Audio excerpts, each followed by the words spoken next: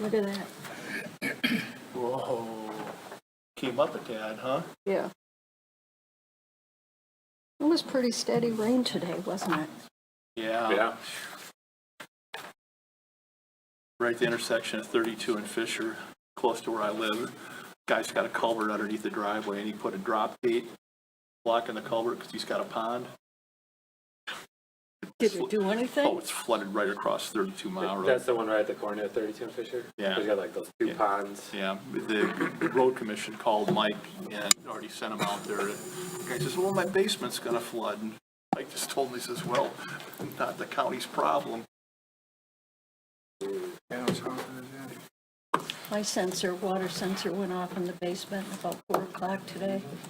There's one little corner where it's close to where a gutter is. And the gutter's actually, it goes the thing underground, but it still gets in there. Really? Yeah, so I put a little water sensor right there, so when it goes off, I know to go down and throw some towels on it.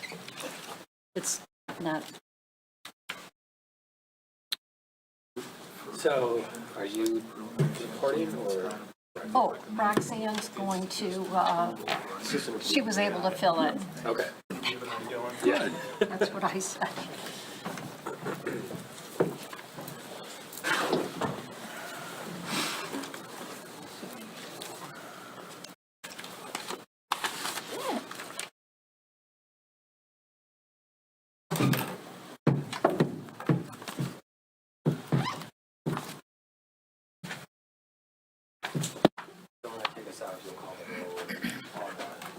Yes, whatever you ask. Okay. So I'll call the roll. You do roll call for every motion, or sometimes you just. For every big. Okay, yeah, just let me know what you want. Okay. Action.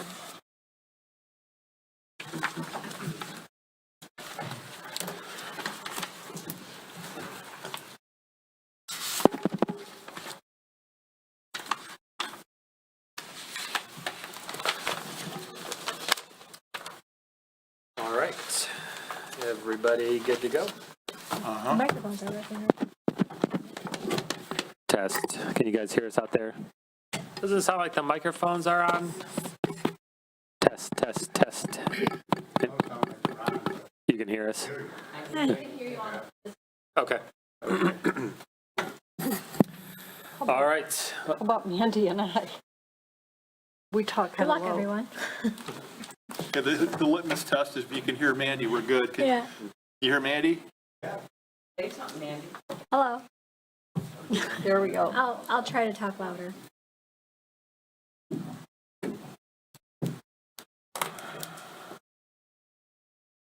Can always move up too. That's true. Make this an intimate setting. The magic crescent. Test. There we go. How you doing, Don? I'm doing good. You Doing good. going up north there, kind of trees. Oh, man. Yeah. Oh, boy, that's Plus right. throw everything out that's in the fridge. It's been out for 4 days or 3 days. Where's your place at? It's up, it's north and west of Oscoda. Okay. So I'm in the zone where All right. We good to go back there? Okay. Good evening, everybody, and welcome to the April 2nd, 2025 Bruce Township Planning Commission meeting. Our start time is 6:02 p.m. Roxanne, would you call the roll, please? Jared Vinson, Here. Rick Hagelstein, Here. Anne Marie Boyce, Here. David Vinson, Here. Daryl Blaylet, Here. Mandy Barnett. Here. And Randy Cant is absent. Excused absence, yep. All right, we have a quorum. Before we start the business part of our meeting, I would ask that you rise and join us in the Pledge of Allegiance. I pledge allegiance to the flag of the United States of America and to the republic for which it stands, one nation, under God, indivisible, with liberty and justice for all.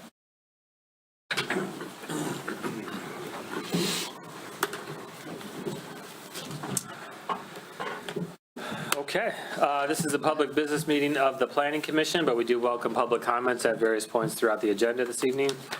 We do ask that you sign in on the table to my right along the wall if you haven't already done so, just so we have a record of who's here this evening. The Planning Commission is made up of 7 Bruce Township residents appointed by the board. In addition, we have Township employee Dana Buchanan, who normally is here with us as our planning coordinator. She's unavailable to join us this evening. We do have Roxanne Thatcher joining us in her place, so thank you.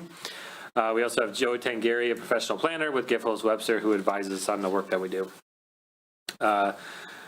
As mentioned, we do have a public comment this evening, and there is a public hearing on the light industrial corrections. So there'll be 2 opportunities to speak this evening.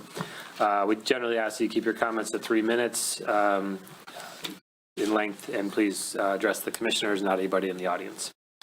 When you come to the podium, please state your name and address so we have a record of who is speaking. And with that, thank you for being here and participating in the meeting this evening. All right, moving on the agenda, we have the approval of the minutes from the February 5th Planning Commission meeting. We didn't have a meeting last month. Commissioners, any changes to the minutes? And if not, is there a motion to approve? Motion. Motion by D. Vinson. Is there a second? Second. Seconded by Commissioner Blaylock. All in favor, say aye. Aye. Any opposed, nay. Motion carries. Item 5 on the agenda is the approval of tonight's agenda. Are there any other modifications that are required? Hearing none, I would make a motion to approve the agenda. A second. Motion by Jay Vinson, seconded by Commissioner Barnett. All in favor, say aye. Aye. Any opposed, nay? Okay, the agenda is approved. That takes us to item 6 on the agenda, which is our public comment. So if you would like to address the commission for anything in general, please make your way up to the podium and please state your name and address and let us know what you have to say. Hi, I'm Kimberly Plativoit, 72255 Fisher Road. This statement is for the public record. I built a new home over a year ago. I passed and paid for all my inspections, including electrical. 14 months later, after becoming involved with local government here in Bruce, I am told I need to move my barn light, that it is in violation of our township ordinance. I believe my neighbor, who I am engaged to, and I are being targeted for being involved in the governing of Bruce. I do not agree with the dark sky theory, and I have read the articles on the subject that was submitted by a commissioner on this board. I enjoy my night sky and my many wildlife that come to my lighted backyard every evening. My light and my neighbor's light are security lights for safety. I have spoken to all of my neighbors. None are upset over our lights. I feel it's unfair to expect me to spend $300 to rent the machine that I would need to move my light from this position to this position, as well as paying someone to do so when I have passed and paid for such inspections.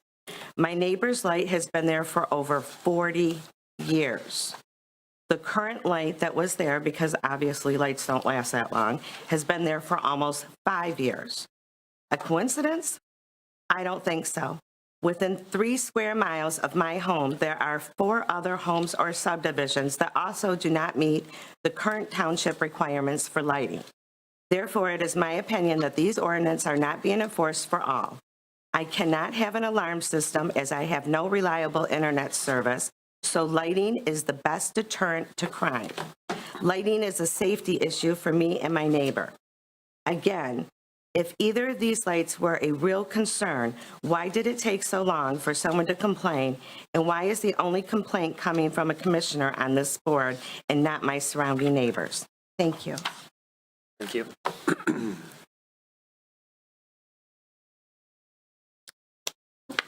Anyone else? Okay.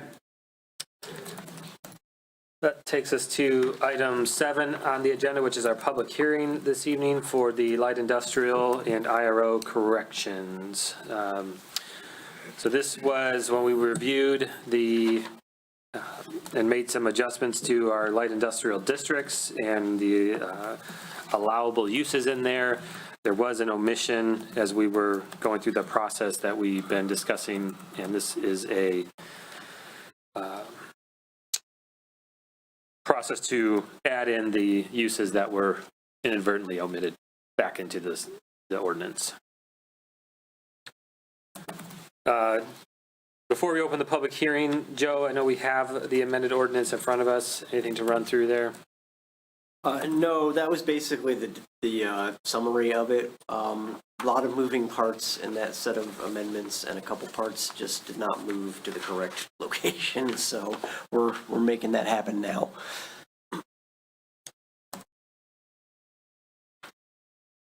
I have a few comments on it. Is that something I would do before the public hearing? I would do that before public hearing. Yeah, let's get all the discussion out of the way first, and just so there's nothing that we cover after the fact that they didn't have access to talk about. Okay. A2, keep current terms for now. I don't think that's meant to be in there. Yeah, I already caught that. Yes, As well it's as- not in the version that will be forwarded to the board. Yeah. Okay. There's another one that says C3, C remove definition. covered under permitted uses. Yeah. That's taken out. Yep. Okay. Yeah, there's 3 bracketed things that were left in there that are gone now. Thank you for pointing them out, though. Where's the third one, Joe? It said C definition after C3.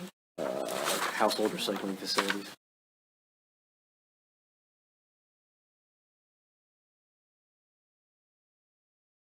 I'm not seeing it. Is B11? There's the Yeah, C B11. definition B11. and yeah. B4. Yeah. Oh, yeah. So those have been struck. Is that the same for B4 then? Yeah. Okay. There's a little icon in the ordinance that tells you it's a defined term. Okay. So we don't need to say that. I caught one typo. Okay, if you let me know. It's on the second page, B3. I think the product would, you want to capitalize it? Yes.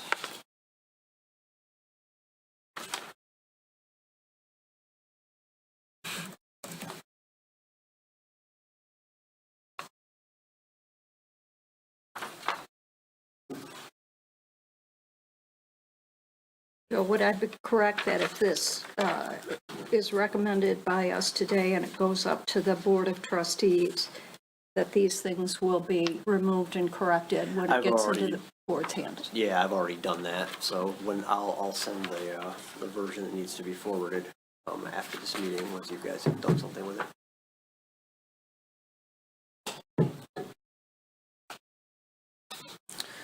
And Joe, just for my own recollection and for the audience, just in case they're interested, what were the items that we were adding back in? It was, I mean, most of Article 2 there kind of got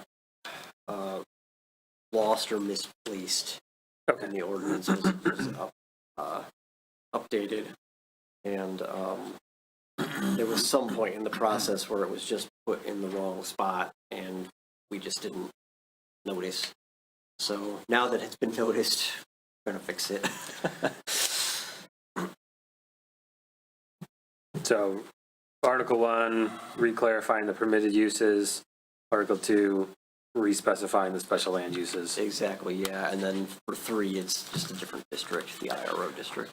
And the items within those articles haven't changed from what they were previously. Yeah, we were trying to go to restore what the original intent was there. Okay.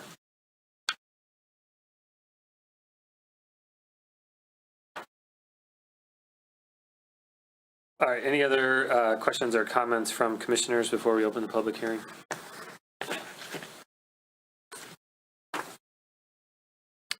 Hearing none, I would make a motion to open the public hearing at 6:13 PM. Is there a second? I'll second. Motion by Jay Vincent, seconded by Commissioner Boyce. All in favor, say aye. Aye. Any opposed, nay? All right, the public hearing is now open. If anyone's here to speak on this amendment for the industrial districts, please come up to the podium. Only the industrial. Correct. Yep.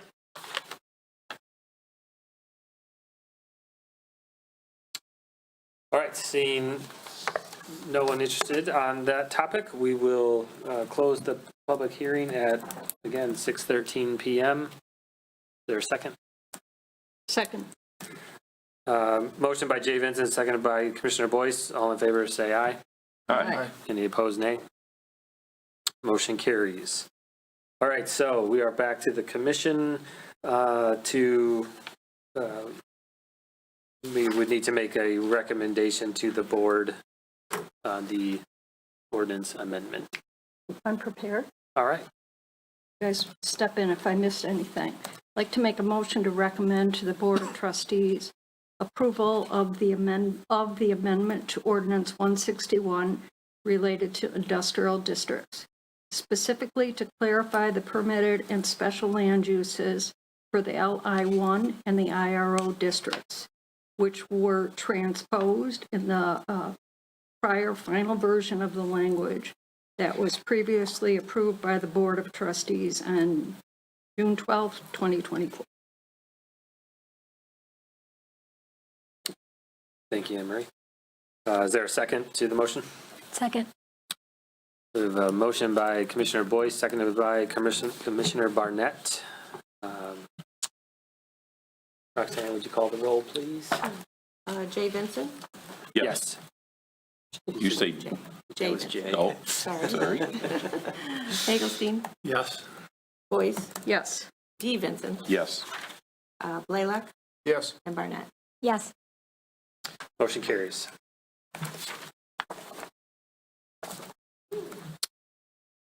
Okay, that takes us to item 8 on the agenda, which is the review for the 156 Gates parcel. Just want to give us a rundown of anything? Do you have any questions? Do we want to get an overview from the applicant, or we want to go right to Joe's?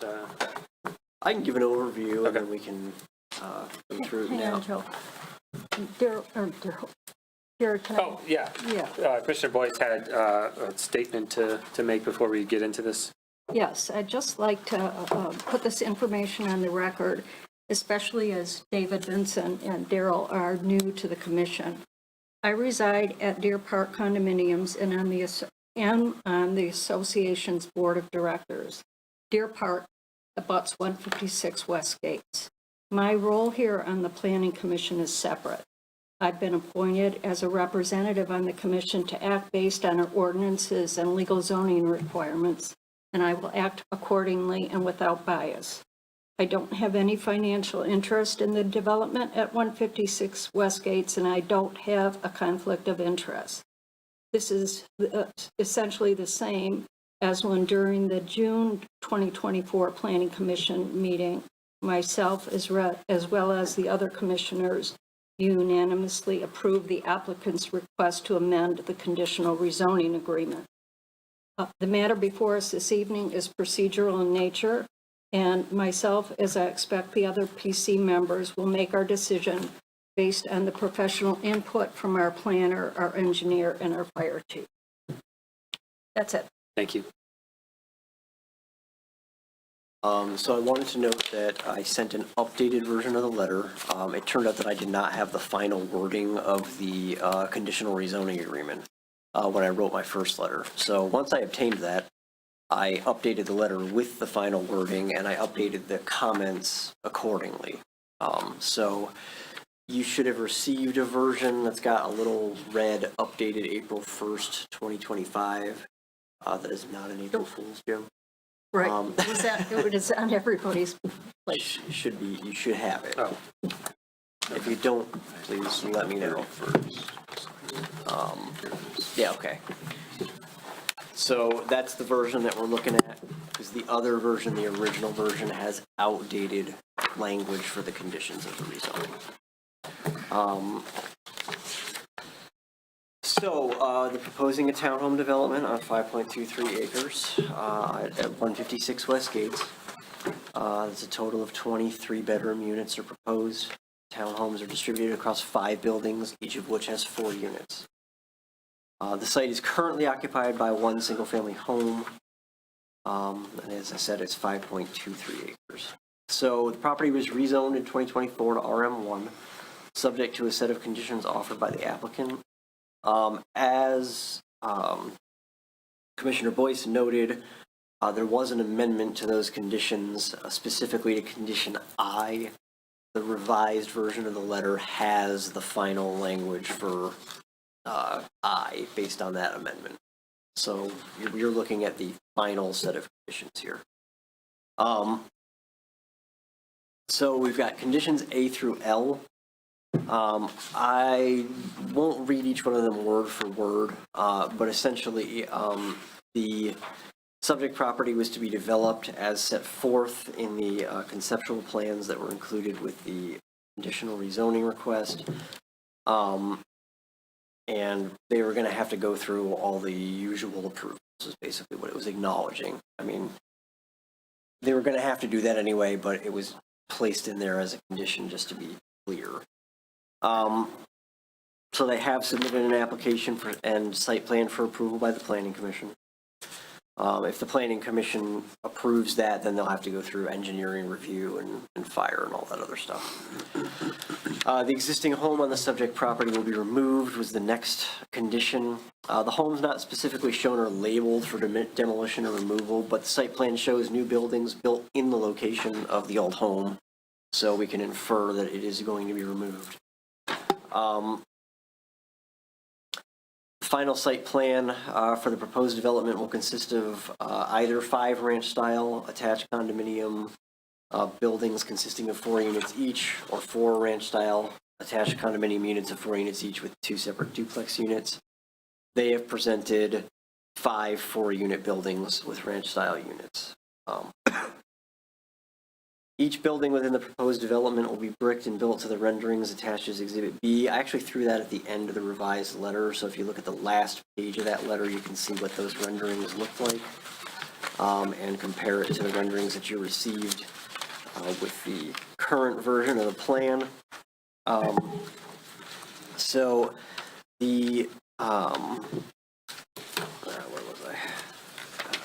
Elevations have been updated because the size of the buildings have changed a little bit since that original plan, but they do show the brick facades. There's siding in the gables, just as was shown in the original Exhibit B.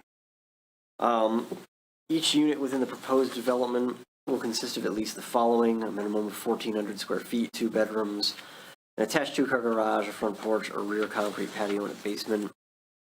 So units are shown in 2 sizes on the plan. There are 1,766 square feet for the 2 internal units in each building, and then the end units are 1,780. All units are 3 bedrooms with a 2-car garage. Stairways to the basements are shown on the floor plans. Rear patios aren't shown on the floor plans. I saw that they had addressed that in their response letter. You have a response letter from Seaver-Keith Laner here. And their response to that was basically what I figured, that they're going to be adding patios at the engineering phase. And then they're probably going to have to do raised decks where the pond is close by. Let's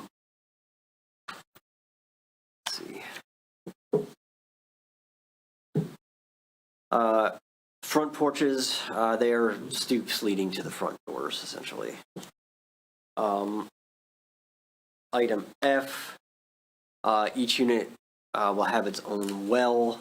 There's a restriction on the volume of that. It's not really something we review at site plan, but nevertheless, that was part of it. And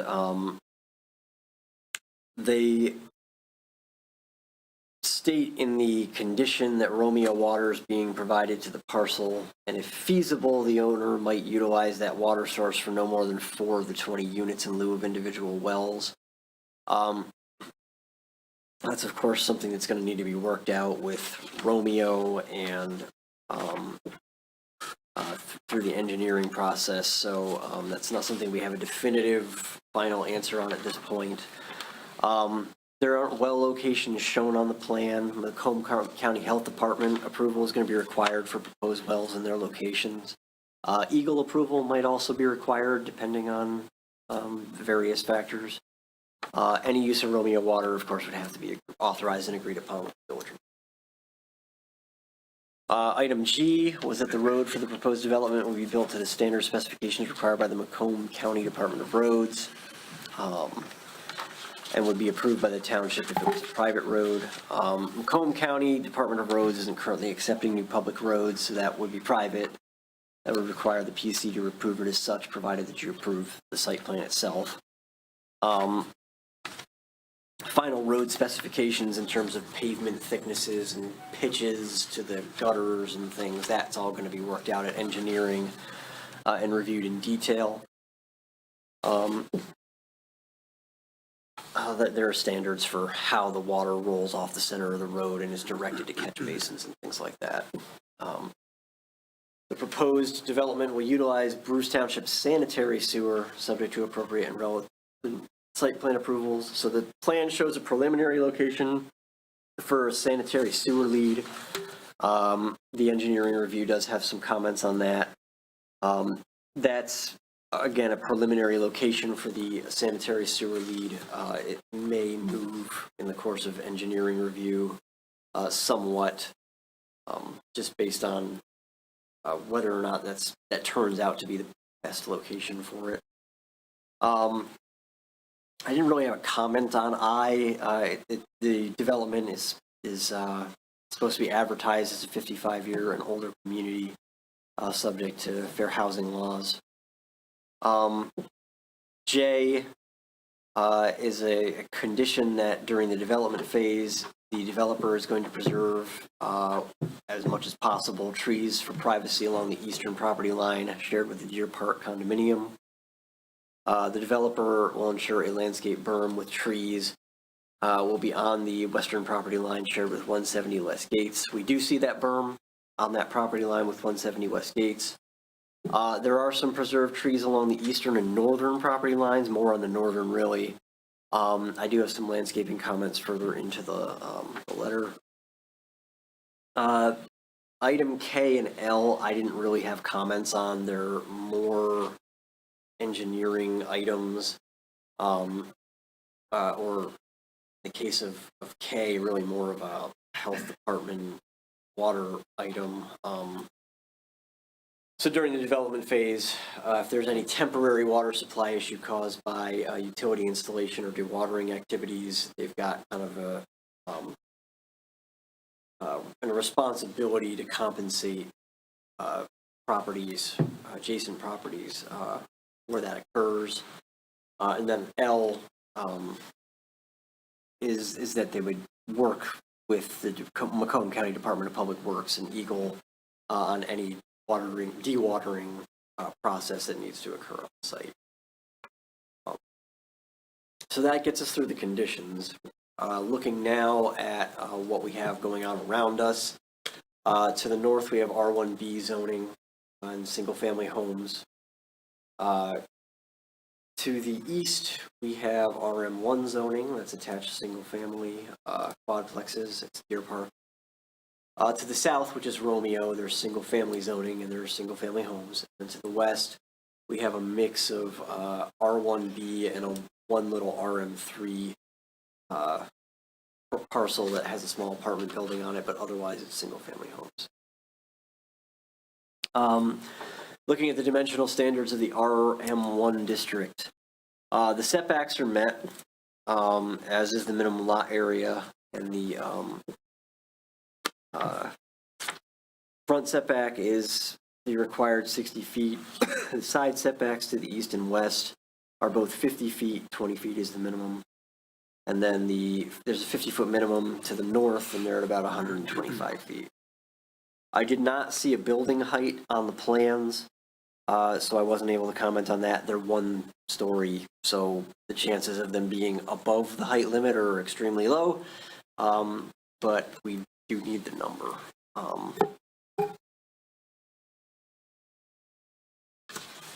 Also, that 20-foot setback, that minimum side setback, due to the size of the structures is actually 32 feet, but again, they exceed 30 or 50. There's a little equation that we have elsewhere in our ordinance that based on the width of the structure, you have to increase the setback. For internal setbacks, we do have some required internal setbacks in the RM1 district. So buildings within a development have to be 100 feet apart front to front and 20 feet apart from side to side. And those setbacks are met between all the buildings on the property. They've labeled them.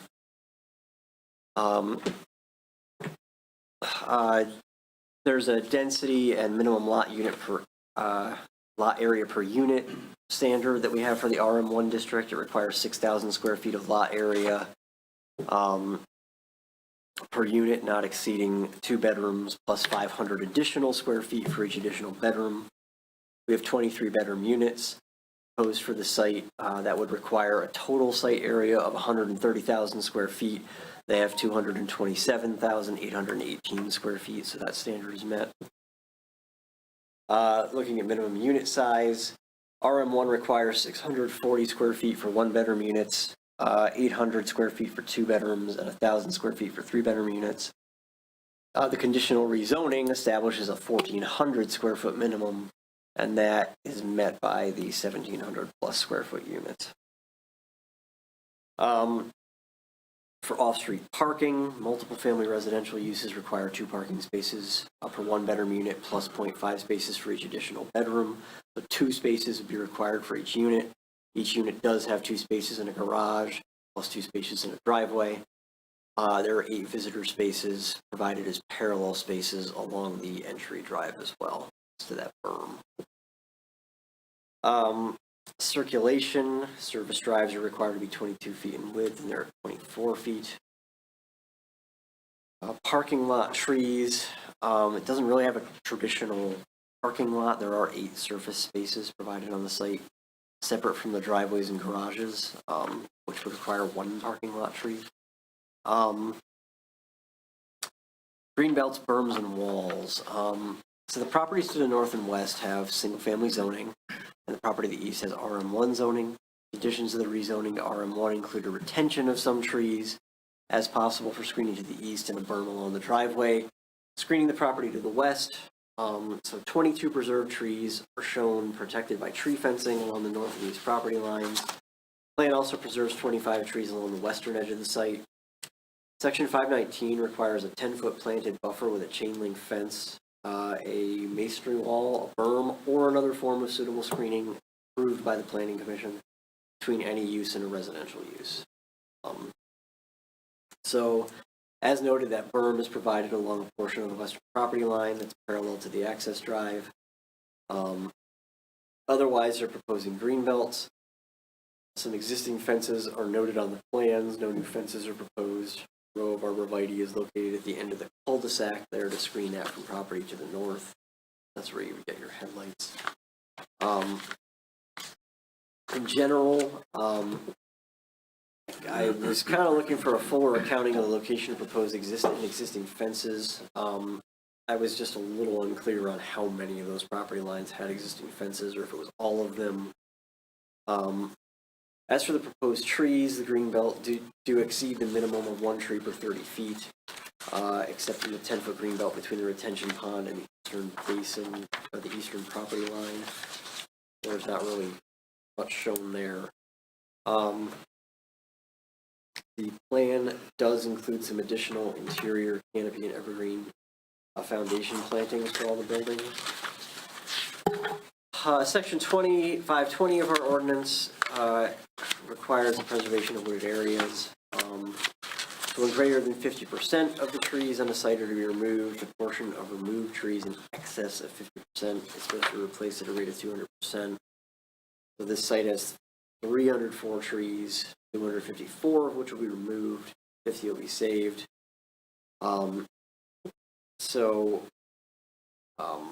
Doing all the math, that's a 204 tree replacement. Seems like basically you've got 75 credited to screening, so that's leaves 38 trees for replacement. We're going to have to talk about that tonight. Exterior lighting, they're showing 3 street lights on the plan. One's at the entrance, one's at the bend in the access drive, and one's at the cul-de-sac. We didn't really have much detail on the fixture or light levels. We do have more detail on the fixture now. This is, it looks kind of like a traditional, bowl, globe kind of light. The lighting element is actually up in the top, so the element that would produce glare is flush with the bottom of the cap of the light fixture, rather than in the middle of the space between the cap and the bowl. So that does meet the cutoff standard. Joe, excuse me for interrupting. That fixture, that's from East Pond Creek. That's what they're using. Oh, is it the same thing as the Yeah, Pond Creek? nicest lit development in the township right now.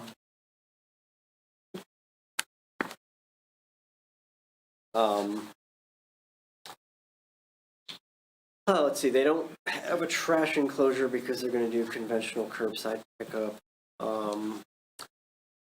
Design and building materials, they've got brick, with horizontal vinyl siding in the gables. And then, they do show a location for a monument sign at the entrance to the development. They don't have a design for that, they're gonna have to just apply for sign separately, sign. Do you have any questions for me before we go to the applicant? Joe, are you going to talk about your coworkers' engineering input? If you would like me to, I can. I don't know. I didn't know what your standard was. Might be worthwhile, because I think a lot of people just got that this evening. Sure.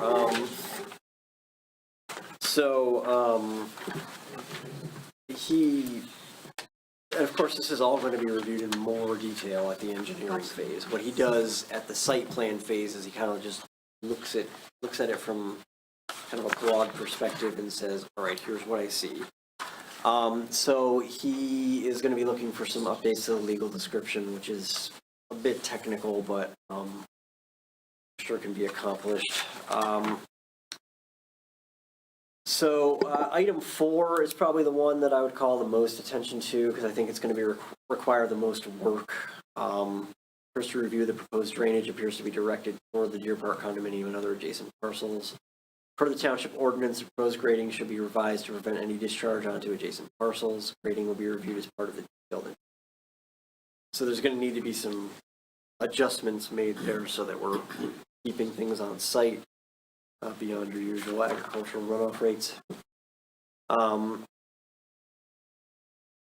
They haven't reviewed the volumes for the stormwater pond yet, but they will be, of course, at engineering review. They are noting that storm sewer will be detained on site, pumped to the Macomb County Department of Roads sewer in Gates Street. We didn't see the outlet and pump shown on the plans. Those would be reviewed under the Macomb County Public Works office jurisdiction. And he's noting, as I did earlier, that the Macomb County Health Department would have to approve all those individual wells. You may wind up with one well serving multiple units as well. It's not necessarily that there's going to be 20 wells. Let's see. Some other little informational things.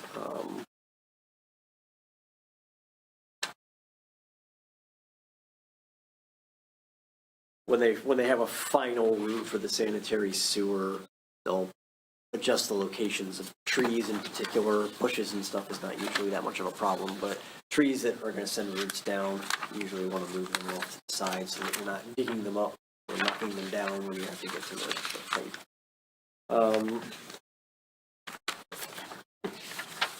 Yeah, otherwise, I mean, it was kind of informational stuff and things that will be reviewed in more detail at the engineering phase. But if you have any specific questions about that, I'll do my best with them, or I will at least ask and relay a response to you. Can you, as long as you're on a roll, can you speak to the fire chief's conclusion in the letter that was submitted? Let's see. I think it gets to the gist of it in the last paragraph.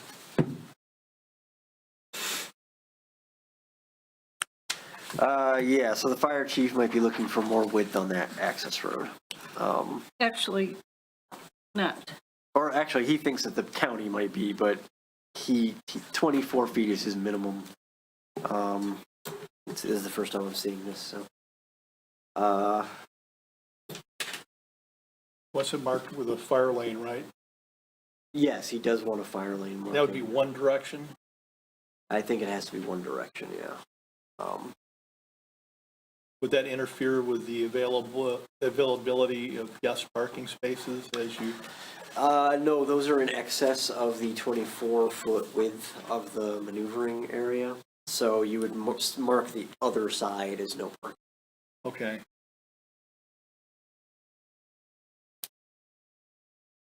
So am I correct, Joe, that he's okay with the 24-foot roadway? He's okay with the as presented? 24-foot, but he thinks the county might want more. So I guess it's going to be up to the county whether or not they've got to provide more.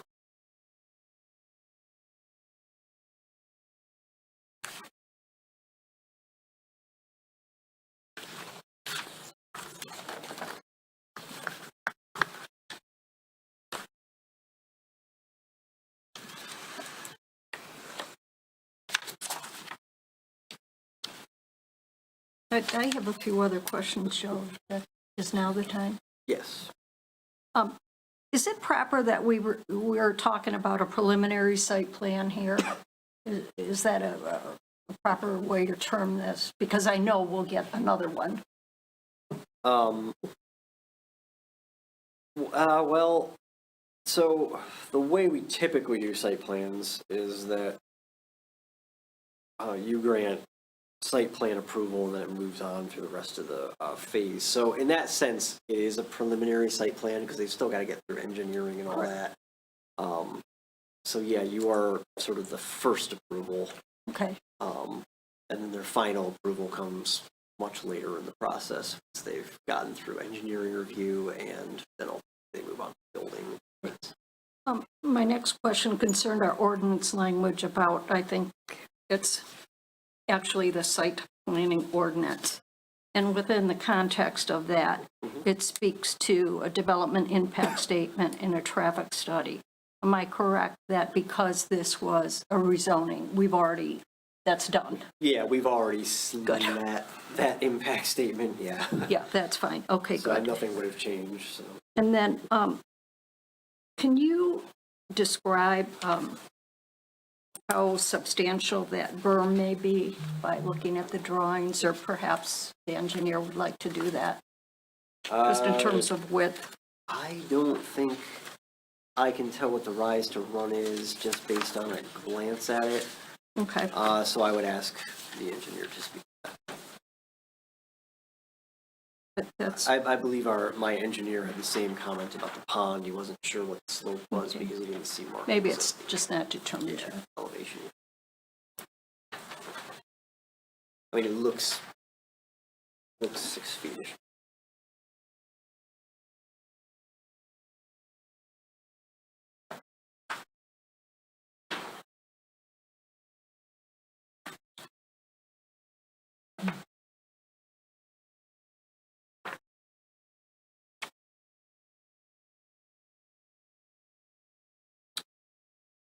Yeah, if they're 2-foot contours, it would be 6 feet. If they're 1-foot contours, it'd be 3 feet.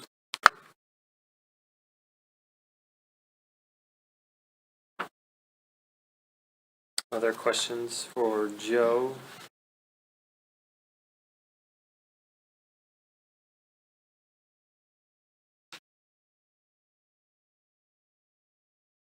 Or the applicant?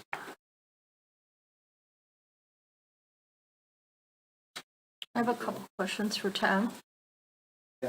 I noticed that the materials that you submitted refer to Bruce Village LLC as the developer. So is it correct that we should not be calling this the Bruce Village Development?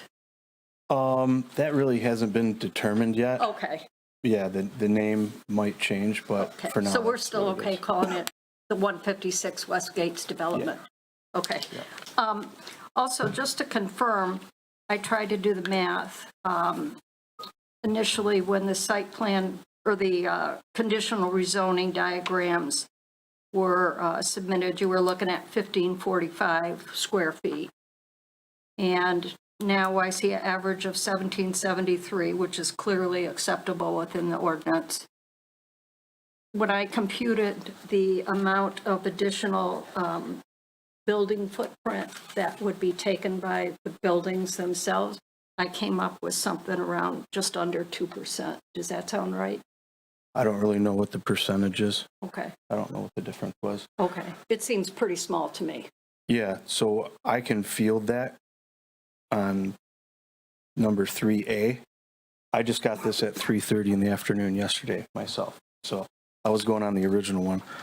I don't know why this was added, but this is stating here that the development shall be used as set forth in the conceptual plans attached in Exhibit B, which on the new one shows the old conceptual plan at 1,535 square feet. But then, That's a Joe question. Yeah, I mean, I think that I don't know why it's that was kind of one thing that struck me was that A is kind of in conflict with E. with E, because you've got a specific minimum that's set, and then A sort of contradicts that and says, well, it's per Exhibit B. My general feeling is that there's more specificity in E than there is in A. And it gives us something to measure against, whereas we don't have it's not fully spec'd out on the concept plan. You don't have all the setbacks labeled. You don't have dimensions on the buildings labeled. So you'd be guessing as to whether or not the dimensions that are shown on that are reflected on the new plan or were reflected in what gets built. So I tend to lean more toward the specificity of E. It tells us this is the number that the minimum has to be. And, this is how many of things you get. Right. And I don't think there's enough specificity in A, just given what's actually labeled on that Exhibit B to overrule E, would be my read. Right. But bottom line, the proposal we have is fine. Yes. Clearly within the ordinance, right? Yeah, definitely. Yeah, I don't have any questions about that. I was just, as I was thinking it through, I think it's nice that your units are going to be bigger. And bottom line, at least according to my math, the additional space that will be taken by the building footprint is going to be negligible. Correct. And that's why at the beginning, because otherwise that would have been a site plan approval when you approved the rezoning. Mm-hmm. If you approved the conceptual plans, I would have already built them. So that's why we're here today, just so everyone knows, Exhibit B on this plan here should be taken off, and that the new plan footprint for 766 on interior and 780 should be the correct measurement for the units going forward. Thank you, Tim. All right. Tom, I got a question for you. Sure. You voluntarily offered up an additional stipulation that your lighting will comply with darksky.org approved fixtures. And would you agree to, further defining that to include whether building, monument, or pole mounted? So it would cover all variants? Yes, at this time, I don't have any issue with that. Okay. In our response letter, we said that the lighting would... Thank you for volunteering that up. It's really appreciated. I have no problem with that. Actually, I like their products, so that's totally fine. Okay. Yep. Tom, do you want to go through, or Joe, I guess I should ask, would it be appropriate for Tom to go through the information that was submitted by Mr. Thompson on the 31st? We just got it? Yes, either here. Mr. Correct. Thompson, it's offering some edifications and things. We can do that. Bill, you can come on up if you want. I do have those. Yeah, I addressed a couple of them already, but correct. They've got some comments in there. So yeah, I'll let Bill take over on that one real quick. In particular, the trees. Good evening. My name is Bill Thompson from Seaford Keys Laner, 1700119 Mile Road in Clinton Township. Take a look at it. I addressed specifically, I think, 3 or 4 comments. The patios, which is comment number 3, will be added at engineering, and the units to the back up to the pond will likely have raised decks. And there are fences shown on, like, existing fences shown along like 85% of the west boundary and also probably 85% of the north boundary. The fences at the north boundary are actually 5 foot off the property line. Okay. 3, 4 or 5, it varies a little bit. We would propose to just, there's about a 160-foot gap, 100 foot on the west line and 60 foot on the north line. We would close that off with a similar chain link fence. Okay. And the property line to the east is not fenced. We expect to leave it that way. It's a same type of use. We don't want to fence ourselves in or fence anybody else in. The area between the detention basin and the east property line, there are several mature trees along the common property line. I will have no problem supplementing those trees if necessary. Now we come to the trees, okay? We're taking out 102 trees. That requires replacing, oh, we're taking out more than that, but the ordinance replacement requirement is for 102 trees. That would mean 204 trees to replace them. But just for the heck of it, I took a look at your ordinance, which actually I did more than, looked at it for more than just the heck of it. The tree ordinance lists a number of trees that are basically not acceptable for planting in the township. So I went through the tree list and I marked them off. And of the 254 trees we're taking out, all but 19 of them are on that not acceptable list. So I don't know how you handle that. It seems rather strange that the trees that aren't acceptable, and some of those trees might be dead. When they were inventoried, it was winter, and it's kind of hard to tell whether they're dead or not. But we're willing to add trees, but to try to come up with a total of 204 trees on the site, it's not practical. So we need to come up with some methodology of figuring replacement trees. Yeah, that's about it. A couple comments. Handled during the engineering, correct? Or does that have to? I'd like to have some sort of guidance and a motion to approve here. My general thought is, I mean, I'm looking at the list of trees that are on the site, and I mean, he's not wrong. Like about half of what I'm seeing listed here is box elders, which is the first thing that's listed as prohibited to plant.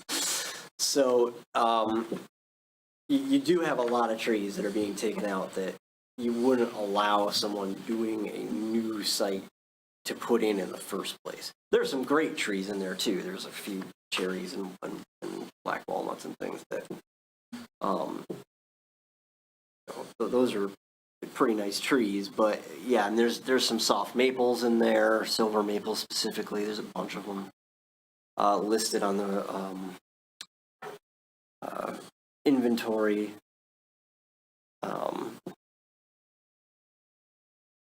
So yeah, I don't think I would dispute his conclusion that there are 19 trees being removed that aren't on the prohibited trees list. Our ordinance doesn't really say anything about that, but I understand his point that 204 trees is a lot to cram into this site, especially in addition to the other required trees for a green belt. So yeah, I'm basically just trying to think of like what the best way to handle that is. This double-edged sword is precedent avoidance. Yeah, exactly, right. And this hasn't come up before? No, it really hasn't, because most of the sites that we've had developed have been in the industrial area where it's barren, there's no trees anywhere. But we've had the woodland preservation ordinance for some time. Yeah, it's been in there for quite a while. That's what I thought. I think we made it language clearer a few years ago, but otherwise we didn't very much change the actual standard. So If I could make a comment on that. You know, this property basically been untouched for 200 years. So there's quite a few trees back there. I actually walked the property 2 days ago. Most of the trees are dead. You know, even some of the dead ones are labeled. So it's, for this development to go into a 200-year property, try and replace that many trees, it's just going to be possible. You know, we want it to look nice, we want it to abide by the township, but especially with the weather we're having, you know, Gaylord, all these trees coming down, I mean, it's impossible to plant that many trees. So sure, we want to come up with something, but, you know, you can't plant 30 trees next to a condo, you know, and expect it to work. So I hope everyone understands that part of it. Yeah. And then we're going to do our best just to try and keep as many as we can that aren't dead and, you know, plant as many as we could to make it work. Question for Joe, based on what Tom just shared. What about providing an exception that for the trees to be part of the calculation for replacement, they've got to be live trees to begin with? Well, that certainly I agree with, because our ordinance does say if it's dead, you don't have to replace it. So right there, you've got, now, the tree inventory doesn't give a condition on each of these trees. That's one thing that there's a column for it, but it's a blank column for every tree that's listed. So that's not been calculated yet. Yeah, It just assumes that they're all alive, right? If they could come up with a tally of the dead trees, you could immediately subtract that from your total of removal, of protected removals, which would cut the number of trees being removed over 50% substantially, because you've got 104 right now that you're over. So if half of those went away, that significantly changes the number of placements. So would it be appropriate at this time that by the time we get to final site plan, or preferably sooner, Well, we have a, we need to know just what the Right. number of dead trees are in order to come up with it, Well, you know, if a I, real calculation. correct, if I could suggest Go with ahead. that in mind, there are going to be a lot of things that are continue to be worked out as you go through the engineering process. So would it be possible for us to, you know, to make a motion to move forward tonight, to put in there something to the effect that the issue of the replacement trees will also, you know, identify the dead trees and then come up with a solution? Yeah, you could assign the review of that to me as well. It's good to Okay. have a responsible party when you've got Okay. an open item like that.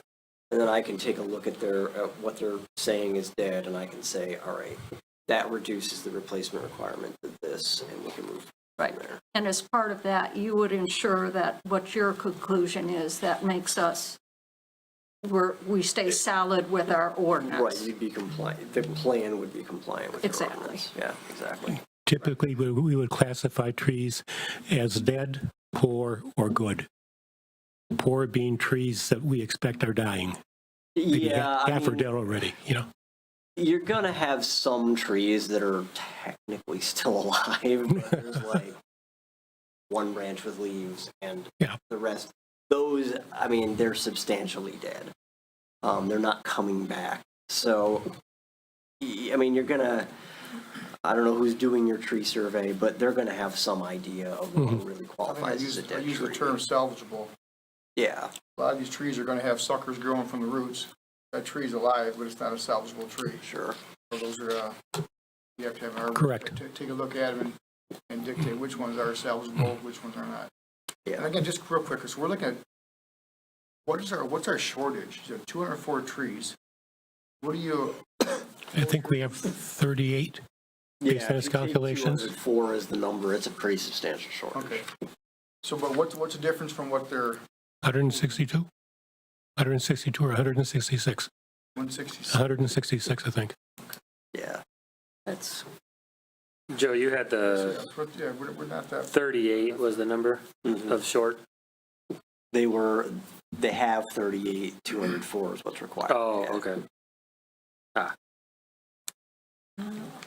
So it sounds to me like there's some willingness to add additional, to fill in some of that screen along the pond there to the east. And maybe in a couple other areas, if there's some ground that still needs to be covered. But we're going to do a more thorough investigation of what's a living tree that really contributes to this removal requirement, replacement requirement. And then once we have that information, we can go from there to make a determination on how many are actually needed. Bill, you made a statement about the rear patios. Yeah. The ones that are, the ones backing up to the pond, because I believe the conditional rezoning agreement said that there are going to be cement patios. Did you have? The ones that back up to the pond, Yeah. they would have decks. I'm sorry? They would have decks. There would be wood deck. Wood decks with supports, yes. Because the ground will be sloping away from the house. And if you put a 10 by 10 patio there, from the edge of the patio to the pond would be too steep. Okay. Joe, is that something that, because it was, for lack of better words, hard-coded in the conditional rezoning agreement, all units shall have cement patios? Is that something that, how do we deal with that? I understand what you're saying. Sure, yeah. Say cement.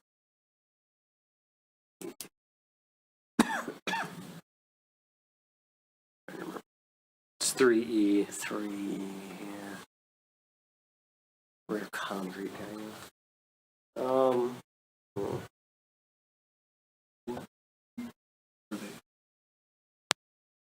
They're all, Yeah, I think the decks might have been built at different phases, right, or individually at Deer Deer Park. Park? Oh, I mean, a lot of them have been replaced in their yeah, over entirety. time, yeah, exactly. Right, and we do allow people, as long as they're gonna replace the deck completely in composite, you know, we would typically grant permission for that, right? Sure. But I understand what they're saying, Right. because we have a couple of units where the patio couldn't go any further or it'd be downhill. Yeah. I mean, obviously, in principle, I don't have any problem with the replacement of those concrete patios or decks. Is that something you could talk to the attorney about? And Yeah, I just suppose to we make could, sure just that we're to- gonna be clear? We can put some, I'm sure we could swing it. You know, it's possible, but when we had to enlarge the pond, you know, we just had come up with that after we received Joe's review. So we're just assuming that at this point that there'll be decks, but it's possible that, you know, you could build up a mound of dirt, put cement on it. It might not look that good, but just a concept for now. In the settling, even putting concrete on an overdig, you're asking for trouble. I've got a nightmare at my house. Yeah. Tom, question for you. In lieu of not requiring concrete patios, it's just at the one building, the northernmost building, right? Northeast building? Building 3. Okay. And I think we all know that wood patios or wood decks, you know, some people maintain them better than others. Some of them, they end up looking like barn wood. So that being said, would you agree to doing them out of composite? Yes. Something like Yes, it'd be like a Trex decking, something that's weatherable that you won't have to worry Yeah. about for 25 years. And no one likes to paint decks anymore. Yeah. But I think it doesn't change the issue we have to resolve. Right, yeah. But at least you got another data point to include in the. Yeah. And Tom's agreeing to it. Yes. Voluntarily, so you got that in your queue. Thank you, Tom. I think it's a little bit, there's a durability factor there that gets you closer to concrete. I have a composite front porch and neighbors don't, they're out there every couple of years sanding and stand on my composite porch and watch them. It's durable stuff. All right. Anything else that we need to get clarification on? If I could add something, there was a question about the width of the driveway. Yeah. Okay, Macomb County Road Commission standards for subdivision is a 28-foot driveway. They allow parking on one side. The other side of the road, basically the water main side, is posted as no parking. When you don't have parking on either side of the road, 24 foot is acceptable. You know, that's contradictory with what the fire chief said, that he said he, Well, he's speculating. I think he's, what does it say? I believe the county requirement is 28 feet, so he's not giving us a definitive account of the county requirement. I thought he said something about 24 with the fire lane sides. Yeah. Or did he say? Yeah, He's okay with 24. Yeah. He says he's going to require the road to be no less than 24 feet with no parking signs posted fire lane. But that may, per what Bill said, that may be a contradiction with county, right? Yeah, well, the county, I don't think the county's standards are being fully accounted for in the fire letter. I think So that they'll exceed he's saying what- what he's going to require. Yeah. The county might exceed that. Okay. But they may not if they've got some sort of adjustable standard based on where the parking is and all that. Okay, but we'll be covered one way or the other. Yeah. Okay, thank you. So a motion to, so we can move forward would just include something to the extent that, you know, the details on the road width will be worked out. Yeah, subject to county approval. Sure. Yeah. Can I ask one more question, Jared? Sure. Well, the engineer's up here. Do you have any more information about that berm? Or is that still in the planning? It's probably about 3 feet high. Okay. Okay, so those are 1 foot contours on there.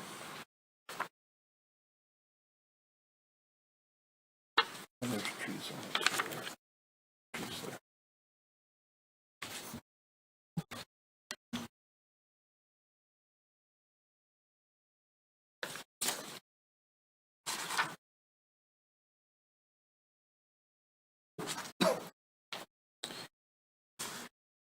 Okay, any other questions? Are we ready to make a motion? I think we've, Well, I mean, Exhausted we the- basically combined comments from applicant and commissioner, right? Mhm. And does a preliminary site plan require a public hearing, Joe? no. Okay, so we can go right to motion? Okay, I've got one ready, and and I'm gonna welcome input from my fellow commissioners. So I'll go Okay. slow. If you disagree with something or feel that that section can be enhanced, feel free to say stop, and we'll address it at that point, okay? All right. Okay, I'm making a motion for approval of the preliminary site plan for what we currently understand to be the Bruce Village development, but is also subject to name change at parcel 14. Okay, I think, let's just clarify, I think it's 156 Gates still. Okay, based on what- 156, okay, thank you. Change that to 156 Gates. Okay, and at parcel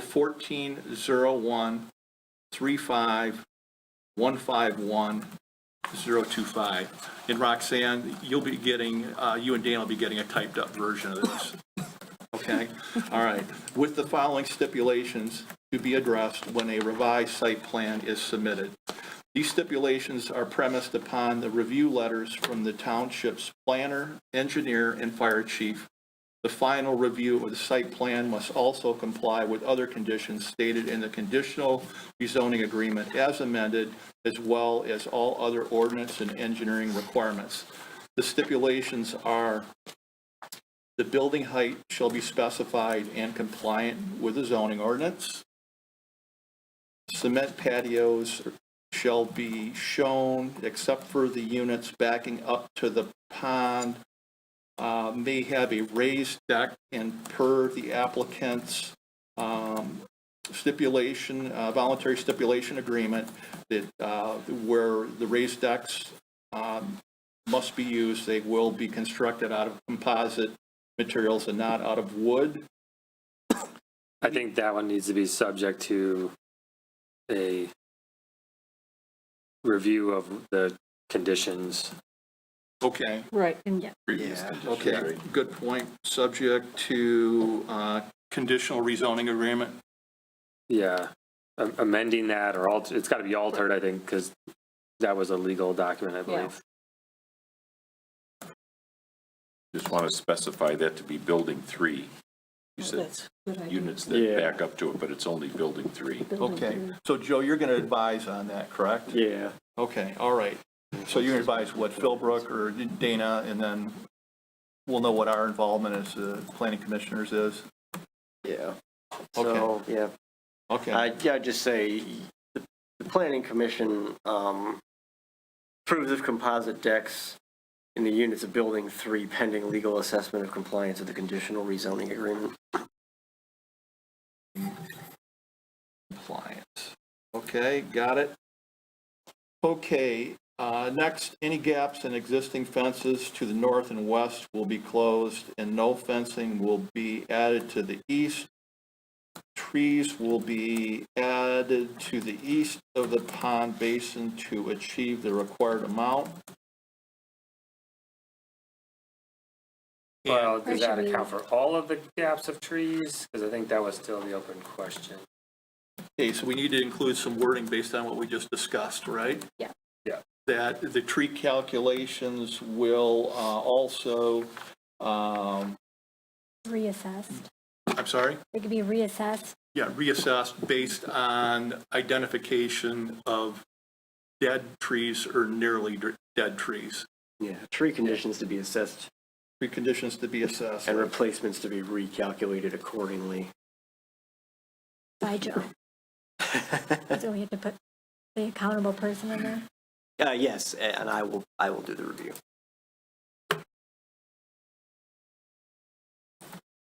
Okay, and then lighting will be compliant with the Bruce Township lighting ordinance, and the applicants offer to use darksky.org approved fixtures, whether building, monument, or pole mounted. And bearings on the drawings, comment here, bearings and the legal description must match.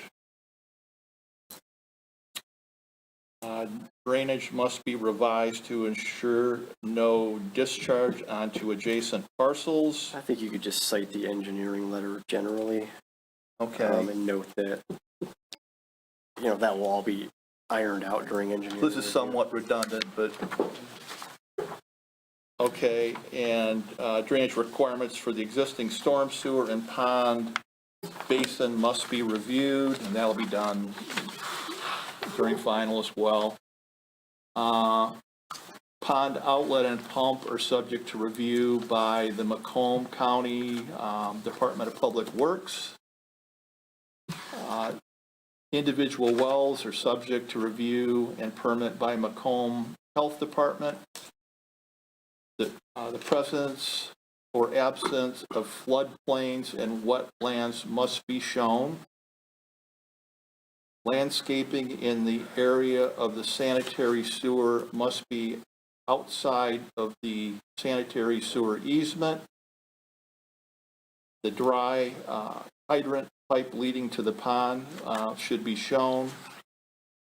And the road width cannot be less than 24 feet. And for the fire chief, no parking, fire lane signs must be installed. So that's my motion. Anybody have any suggestions for change or improvement? Hearing none, is there a second? Second. Motion by Commissioner Hagelstein, seconded by Commissioner Boyce. Roxanne, would you call, any other discussion before we vote? Roxanne, would you call the roll, please? Barnett, Yes. Laylac, Yes. D. Vincent, Yes. Boyce, Yes. Hagelstein, Yes. and Jaden. Yes. Motion carries. Thank you very much for your time. Thank you. Thank you. Appreciate it. All right. Takes us to item 9 on the agenda, which is communications. I don't believe there are any this evening. Excuse me, so we'll carry on to item 10 on the agenda, which is unfinished business. 10A, the master plan discussion. Yes, so the thing to wrap up tonight was the public input component of that. There was some updates made to the website and the survey I did receive. I don't know if you saw the email I sent in response today. I did. I didn't okay. do a deep dive into it, but Sure. I did see you responded. Yeah, so we got, we just made most of the changes. The one thing that we tinkered with was we talked about perhaps having a version of a map where when we were asking people where they might be comfortable with things, giving them like a quadrant to say that it could go in. When we started trying to put that on a map, the problem we were running into is that you can't just draw squares, right? Because if you're trying to ask people about property along M59 or M53, I'm sorry, if you just draw a big square that goes way back from M53, you're not really necessarily on the frontage of M53, so you have to kind of keep it tight to M53. So you wind up with a bunch of kind of small areas that you're putting on there, especially for commercial. With industrial, it was bigger. And then the question also became of like how to chop it up into quadrants. So like, do we have a bunch of small areas that we're asking people, but then how many is too many? And it just kind of got real complicated real fast. Whereas the question that is on the survey now basically says, along M53 between these roads, in this area, in this area, in this area. And that also provides the Planning Commission with a certain amount of interpretation ability. We say along M53, we haven't put a specific area on a map with a specific depth that says this is the area we're talking about. I worry a little bit about getting too locked into the box we drew on the map and then later on thinking, oh, that box is too big or that box is too small. So the more I thought about it, the more I wanted to stick with the way we had it. There's a map there, which we did change the colors on the maps. By the way, we got several people responded and said, these colors are too close to each other. So we did change those. Yeah, ultimately, those questions we left alone. We did change, I received some good comments from Commissioners Boyce and Barnett, and we did make the other changes. So I could throw it up there if you want. Might be helpful to just try and look through it and see how it wound up. Cord will reach all the way over to you now. Oh, right, They yeah. put a new one in. Nice. It's all the way coiled up on the desk, I think. Up here. Under the paper, yeah. The survey is not public yet, but it should. And then the website, I do believe, is actually full, but I don't think it's anywhere, so it's not easy to find, but it should be linked from the township. Well, the new website should be better. Not sure exactly what it is. So Joe, while you're doing that, Over there. Name is the remote under that piece of paper? Yes. Sorry, I'm hiding it.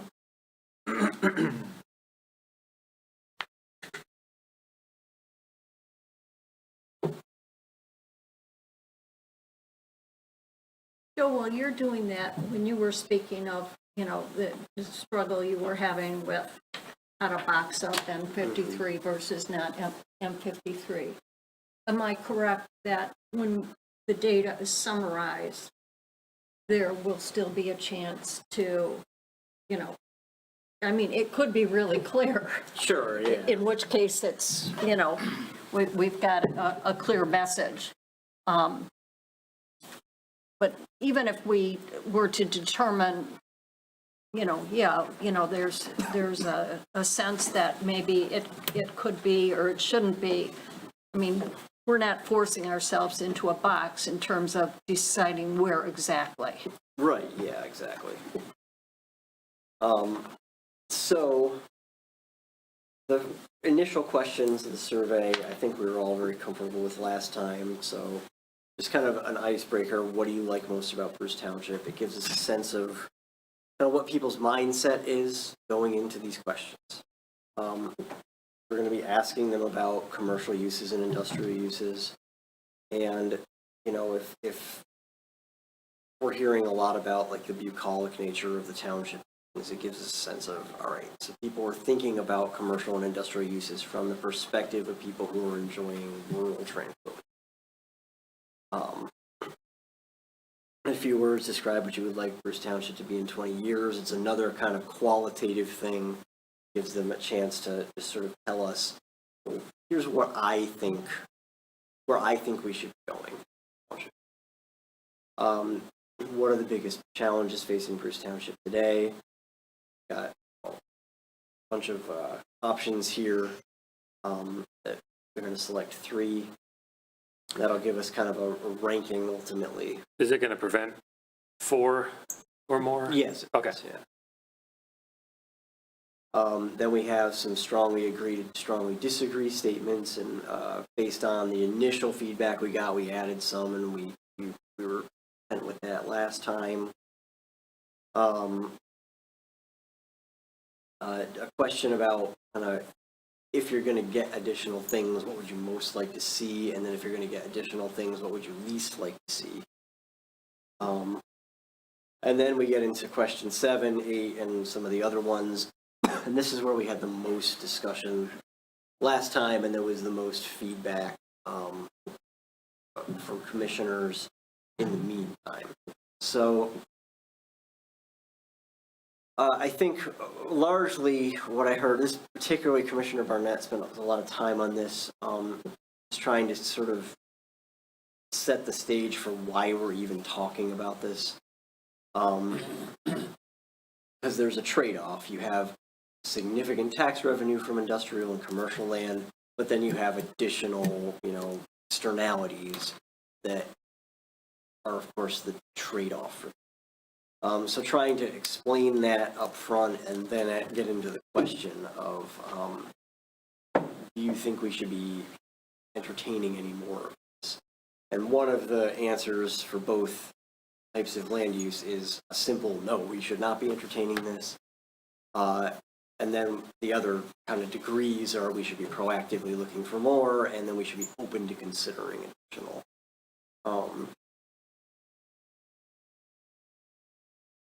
And then we get into the maps.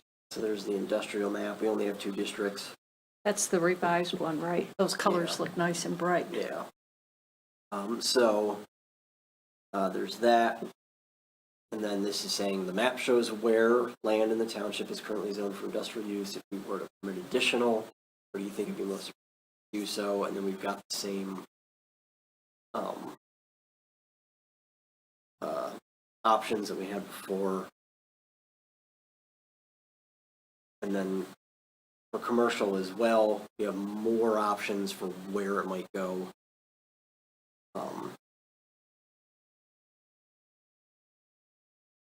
Like you improve the color contrast. Yeah, this is a lot easier to tell the difference Yeah, between the C2 thank and you the for O1. doing that. Yeah, the C2 and O1 were almost the same color before, and it was hard to tell what was what. Bless you.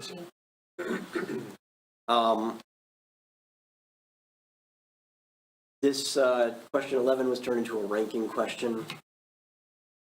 So ranking the following concerns you have regarding additional industrial zoning. So people can tell us, well, my number 1 is traffic congestion, my number 2 is noise pollution, number 3 is light pollution, my number 4 is environmental impact, number 5 is property. And those little arrows on the side signify where they can click to rank them. That's how they rank them. See, environmental, if environmental impact is my number 1 concern. Just gonna move it all the way to we've got the what is your connection to Bruce Township? Basically, the choices here are I'm a resident and I live in Romeo. I'm a resident and I don't live in Romeo. I'm a business owner, I work here, or other. Your current employment situation, just tell us, kind of basically this is a kind of a proxy for how much people are getting around and when during the day. This 14 per suggestion from Commissioner Barnett was combined with the original 15, just to give us a little more demographic detail on the households that are responding.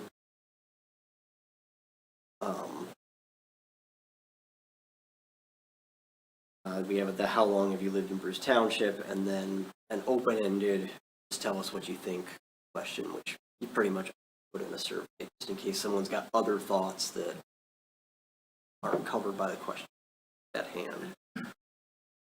Do I have a question? Mm-hmm. Can you go back to, let's see, a couple of pages further back where you talk about and just kind of set the stage for, right there.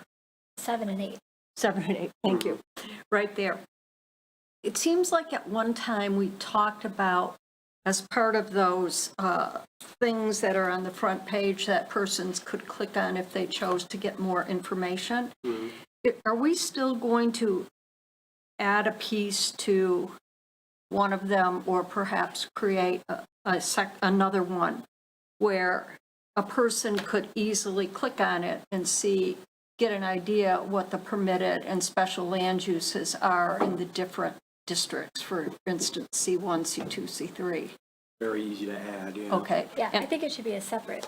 It shouldn't be embedded in what we already have. It should be A separate. Yeah, clear. it can be a separate thing, yeah. Okay. Permitted uses in the LI1 district Right. and permitted uses in the I1. Right, and then I think you've maybe alluded to it there in number 7, but it would become clearly apparent from there that in our 2 industrial districts, Bruce Township does not have heavy industrial. Yes. So nobody's gonna build or whatever you can think of that would be heavy industrial. We don't have it. Steel plant. A steel plant, yes, we don't have a steel Not that a plant. steel plant's been. Okay, good. in a long Because I time. think that's important for people, because you hear industrial and a lot of people think, oh, a steel plant. So you're much more likely to have small scale robotics or something.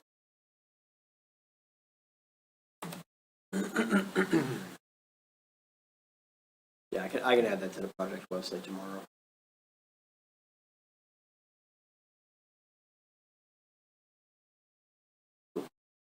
Glad to hear it. It does matter. Absolutely. We're going to be asking you to take it, I so. think you covered everything. I think that's Good. Thanks, Joe. Joe, are you going to talk about, I know everybody probably hasn't had a chance to look at it, but we do have the 3 existing tabs. I saw you made some updates there. Oh yeah, I updated all 3 of those documents. Right. Added a fair amount of information, Right. and, We have now a more robust definition of why you the can turn township that is. off. Did I leave the note over there? You can turn the projector off. That's phase. We now have a more robust explanation in the one about, the reasons that, we're doing this work and engaging people. Right.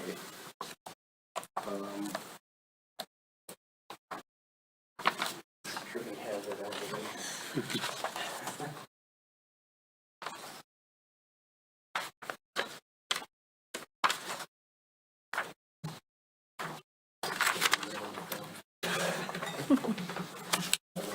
From having an 11-year-old who was on what? propulsion.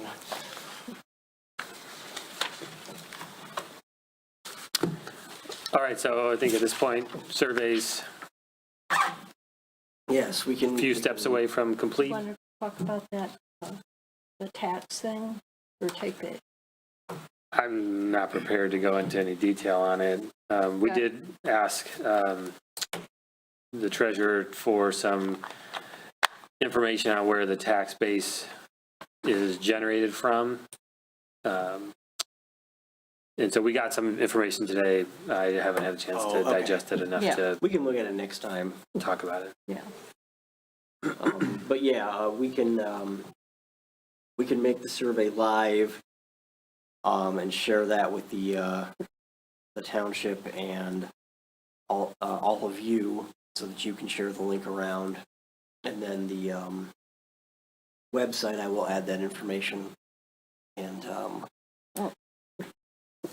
we'll, I'm confused when you said share it around.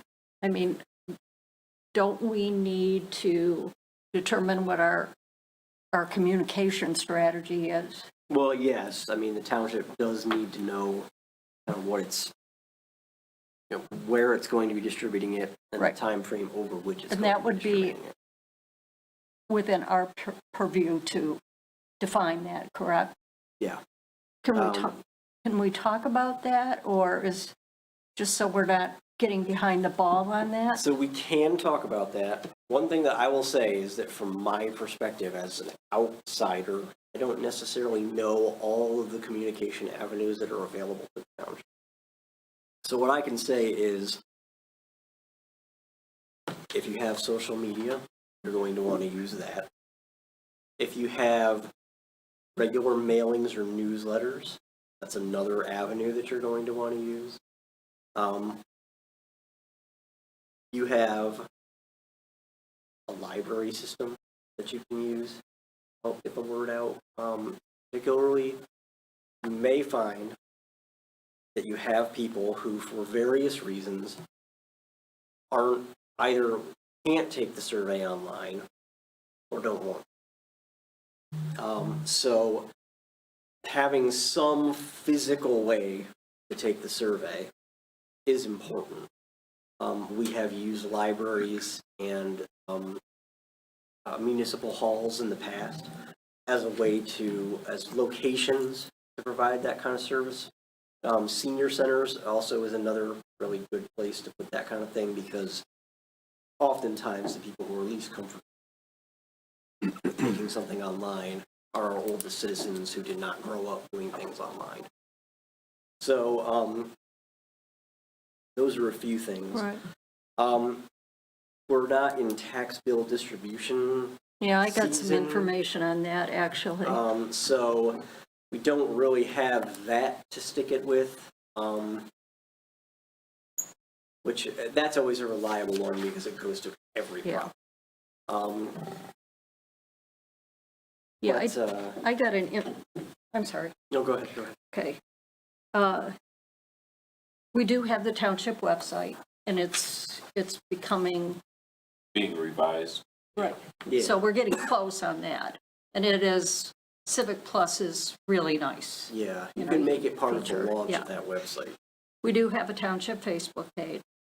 I'm not thinking about this is necessarily a good idea, but we have a local newspaper, kind of, that a lot of people read. You could put something in there. Certainly.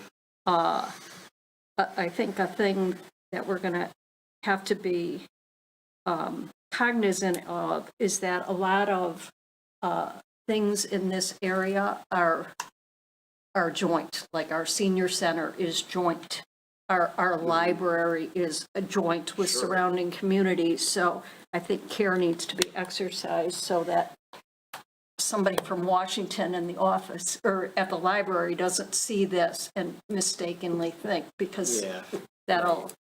that could sway the data. Also, they don't live in Bruce, so they wouldn't necessarily have a right perspective. They're thinking it's going to be asking about 27 Mile, and it's just not. Exactly. Let's see. A real quick question about that. So it asks where you're from on the survey. Are we able to only look at the data for people who live in Bruce Township and then Yeah. look separately at the people who are outside of Bruce? Yes, that's one of the advantages of asking it in the format is that we can take that data and slice it, say, well, here are all the residents that we got. And if we've got a significant number of non-residents, we had one survey that we did, was really, a couple years ago, where we got some kind of weird survey bomb, where a bunch of responses came in from somewhere in California. And we were able to kind of say, first of all, we had all the IP addresses ourselves. So we were able to kind of say, all right, these are clearly not relevant responses and sequester them and from the rest of the data. So yeah, we will be able to take those responses and filter by where the people said they were coming. With respect to a mailing that's going out, I was able to confirm this today in the office. They typically are doing 3 times a year that something comes into our mailboxes as being resident. One would be when the tax assessment sheet comes out. The second one would be when the summer tax bills come out, and the third would be when the winter tax bills come out. The summer tax bills will be going out in early July. That's the next official date up. I spoke to the treasurer, and he kind of has the R on this kind of stuff, and coordinating amongst the others in the office. And his initial take was based, on what we were talking about. Yeah, we could add a sheet in there announcing the survey and having the information for the links so people knew right where they could go. I don't know if I want to call it a downside, and I have no idea how long the survey would typically be available for people to take, but that's like 3 more months. Right. Downside. Just to start the. Yes. I mean, just to get it started. Yeah, I don't know if I would support that. And then the treasurer did I asked, well, when a mailing goes out, it's usually a page or 2. So you've got the printing cost and you've got the envelope and the postage. I asked to get that out to all, taxpayers in the township. How much is that? And he said it usually is like $5,000. Right, so that's why they are, we don't send them out every month. It's expensive.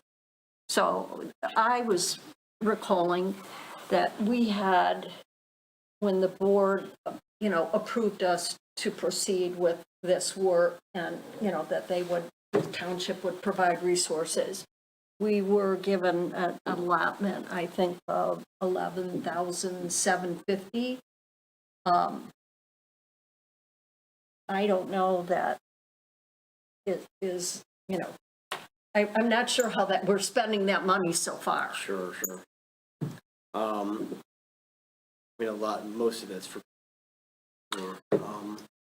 Right, I imagine a lot of that goes to your company that's doing the work behind it, so. I would say that, if you were going to try to do some sort of mailing, like a postcard mailing would probably be the most cost effective. That's what I You was wouldn't have to thinking. put anything in an envelope. It shows up, it has a URL and a QR code. Someone would rather use their phone to just get there instead of typing the URL in. Or stop in the office if you'd like to fill this out in the physical. Exactly, yeah. It's you also can cheaper stop by postage. It's cheaper postage. Much for cheaper, postage. yeah. Postage, It's like yeah, half that's a almost. good idea. Yeah, so if you were going to do some kind of mailing, I would say a postcard is probably the way to go. So we could look into, how much that might cost and if we would have the funds available. I don't like having to wait so long. Sure.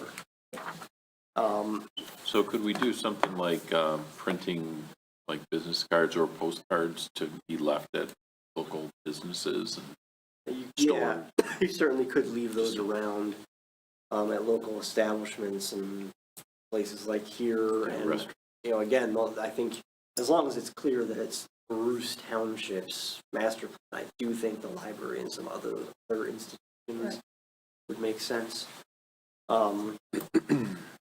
You've got your senior complex over on east side, so.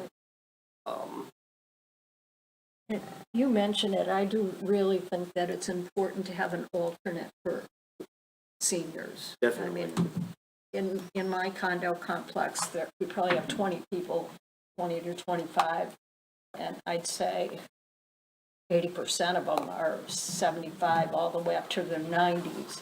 And half of them will be probably very comfortable doing it online, but the other half would be just flummoxed or not know how to do it. So if they had an opportunity to, come in and sit down and, fill it out, I think that's important. Yeah, no, we always try to do printed versions so that people do it in the way that they're most comfortable. So how is this going to get finalized? Because I don't want to just throw out ideas and not have a discussion or a decision point. Right. So are we deciding this tonight? Are we going to work with Dana?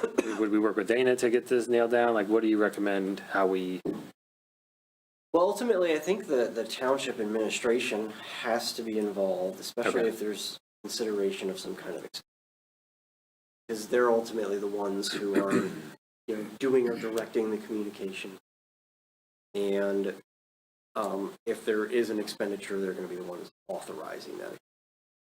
So I think it might take the form of some sort of communication to the township board, where you say, we have a survey that we're ready to administer, and here are our suggestions for how to promote that survey when it's live. So the website, my understanding is the website is supposed to be ready sometime this month. So once that's up, we've got a nice prominent place, put a link to our project website and the survey. That is a huge help. I would recommend that we not get started until the website is live. But once the website is live, given that we're not going to be able to wait until we have another mailing to people, I would say that we need to be kind of ready to go. So the township board would basically have to take our list of suggestions for communications and make a decision on which ones it was going to move forward. So I think maybe there are tiers. There's the use your social media, use your, blasts or whatever else it is you're doing digitally. That's like the basic, everybody does that. You got to do that. But it's not going to reach everybody. So in order to reach further than that, there will be kind of another tier, if you will, of, I think the newspaper, you put a notice in their link, and that can include a QR code again for the person who just wants to use their phone to get quickly to the survey. And that's going to be part of probably the first tier, really. Just want to getting the information out there. But then your second tier is kind of the more directed things of maybe reaching out to specific communities like seniors, and any mailing lists that you might have, leaving information at local establishments, public spaces, and then I guess your kind of deluxe tier, we'll call it, is doing an actual postcard mailing. Do we know how many households are in Bruce Township? Number of households in Bruce Township is, I can tell you exactly. I can at least give you SEMCOG's most recent estimate.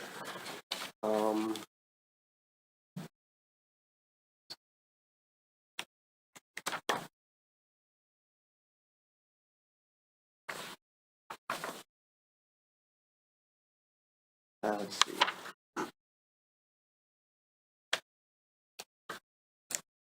We have, as of 2020, 2,590 households. The estimate for 2024 from SEMCOG is 2,993. That's an estimate. It's probably not exact. But the decennial census number 2,590 that's how many households you had in 2020. So, yeah, it's not a huge number, but Yeah. I just looked up a random website, printplaceup.com, 3,000 postcards, $131. Yeah, even send on a bulk permit. If you send on full postage, it'd only be $700 for postcard postage. You send it on a bulk permit, it'd be cheaper than that. sure. So Yeah, you're you not might- talking a lot of money. You're probably not, yeah. I like the postcard idea. I That's a think the really other- good idea. I think the other methods are just, you're not gonna have a level of success. Yeah, if you only do those things, no, you're not. You Seems like that will- helps cover all the bases. Yeah, you'll get, 200 responses or whatever, but you might get 4 or 5 times that sending out a postcard. When we've done mailings that go to everyone, that we always get. So how's it addressed? Let's say that we send out a postcard. The person doesn't have internet. They're not gonna have an email ID likely either. So would they be directed to come to the township to get a form? Yeah, that would be the thing. All right. How long do people have to do the survey? Well, that's something that we usually will have like a 3-week first survey. We can do longer than that. We want 4 weeks. Just because you might have a somewhat higher percentage of the population who needs some sort of alternative means of taking that. You don't have like fast internet in some parts of this township, so you may have a little bit higher need for alternative means, or take it later when I'm somewhere where I can take it, that kind of thing. So I think maybe adding a little bit of extra time, having a 4-week time frame, probably advised. You're most likely looking at starting at the earliest late April. Website's got to be live, and then you might even think about just starting on May 1st and ending at the end of May. Yeah. Like May 1st through 31st, survey's open. Take it in the month of May, and I can generate QR code for it and send it to the township, so that can be included in all the media. Done that many times, so that's a real easy thing to do. I can also get a short link for it too, so you're not sending like a wiki.com/blah/blah/, so it'd be bit.ly/Bruce survey. Yeah. So yeah, some of those like little smooth it out kind of things that I can handle that and communicate that by Dana. But yeah, my general thought is if you do it May 1st through 31st, it's a real digestible. You have the month of May in which to take the survey. People get the postcard around the 1st of May. Probably don't want it too early because then it gets forgotten before the survey's open. But if they get their postcard May 1st through the 5th, let's say, it's right at the beginning of the survey period, they can just jump right online and take it, or make plans next time they're in the area to get by. Joe, you ever been exposed to a community that offered, I guess I call them promotional trinkets? Yes, I have seen that done. Not often, but I have seen that done. Like you do a survey and you're entered in a drawing for a gift or something. I have definitely seen that. I don't know if it's necessary. That's the kind of thing where, if you're halfway through and you're like, hey, these responses are really lagging, maybe you could inject that into the process. I've usually seen it done in lower income areas where people just have a lot going on and not a lot of time, and there needs to be some sort of enticement. I've not really seen it done on too many master plans over the years, but it is something you can do. Of course, there needs to be a source of those. Well, people respond to free stuff. And without getting into a lot of detail, I was involved in a job where we had a promotional activity. And it was food related. You know, people got coffee and donuts in the morning and then pizza and pop at night. And it was dealer related, dealer service. And they were beating the doors down. So, I mean, it worked. So, Right. similar but different. There's a cost to that. Okay, Yeah, so- exactly. There is a cost, yeah. How are we taking this forward? Can I make a suggestion? That'd be great. Joe's gonna finish up the one edit to the survey, and he's gonna add the additional drop down, or the additional document at the front end that people could click on if they wanted to see what was in all the districts. Yeah. And if we could maybe, whomever of us wanted to work on it, put together a little one-pager with our recommended tiers of communication, and then maybe David could take it to the next board meeting and present our thinking and get the, input from the board, if they're on board with this, and then, would that work? From my perspective. Are you volunteering to be that person, or are we looking for a Oh, to help? volunteer to come up with the recommendations of our tiers and? Well, I took notes from Joe, and Joe's pretty responsive when you call, if you forget something. Sure. And I mean, David would have probably the best sense of what the board members would be needful of. Yeah, I don't think this would be a problem, really. And we just did the budget. I was looking, there's not in the planning commission budget, other than the contractual services, there's not a lot of there. There's postage, and they do set aside a fair amount of money that may be available. I can't. Yeah, no, I mean, but that's got to be the next steps anyway if we're going to get funds approved. So I'm just kind of playing this forward in my mind, is if May 1st is the target date, then how are we going to give, between, given when our meetings are, our next meeting isn't till May something. right. How do we give Joe, yes, this is absolute, we know what this is, and how do we also get feedback from David that, this is where the board is with this, and obviously if we're gonna have to order postcards, and somebody's gonna have to put the verbiage, and then if we're gonna put something in the paper, that, I don't know how we're gonna meet the May 1st date. Yeah, and I think we should involve Dana in some of this. I mean, she handles a lot of the other communication stuff, putting things in the newsletter or in the paper. So I know she's not here tonight, but I think whoever leads this from our commission, working with David, would also need to rope Dana into that to make sure because I think she could help with some of that. She's back next week. Maybe, I don't know what her schedule is. Yeah, she's supposed to be here tonight, so I think she should be back Oh, okay. soon.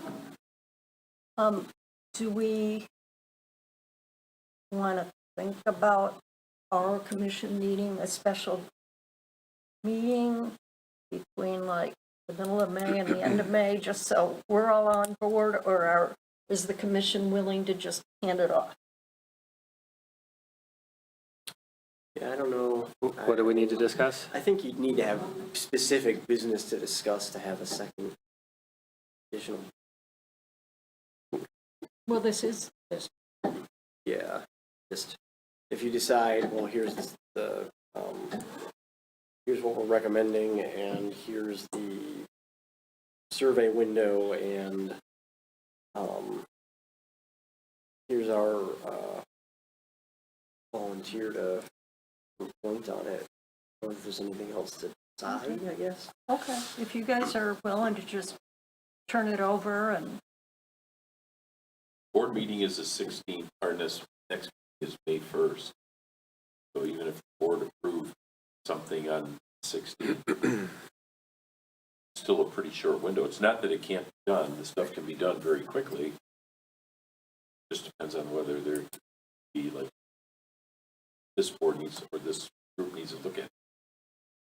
May 1st would be our next opportunity unless we did a special meeting. There's probably not a reason we couldn't do a special meeting just to do this if we wanted to, is there? Yeah, you always could. Because that's what we do at the board At the level. board, exactly. We've done workshops.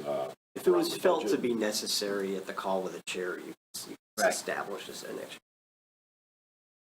Which I'm not feeling it is necessary. Not for something like I mean, this. I trust if we have a representative that wants to run with this and we're talking about like what mediums are we going to use or medias are we going to use to get this out, I don't think this requires a consensus necessarily. okay. And who actually, like, who designs the postcards? Who comes up with the verbiage for the website and all that? Is that part of? I think we, maybe whoever from here, Dana, Joe, you should be able to provide us examples, Yeah, absolutely. right? If we're gonna put something in the paper, that's pretty easy, just like a public notice size thing, you know, if that is the choice.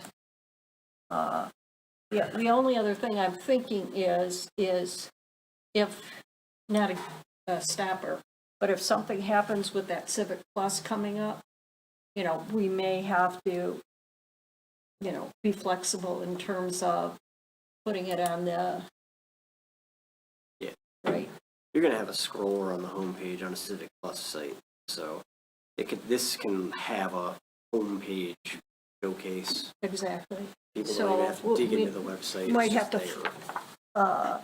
Be fluid on that if something happens with Civic Plus and it doesn't come up until May or something like that.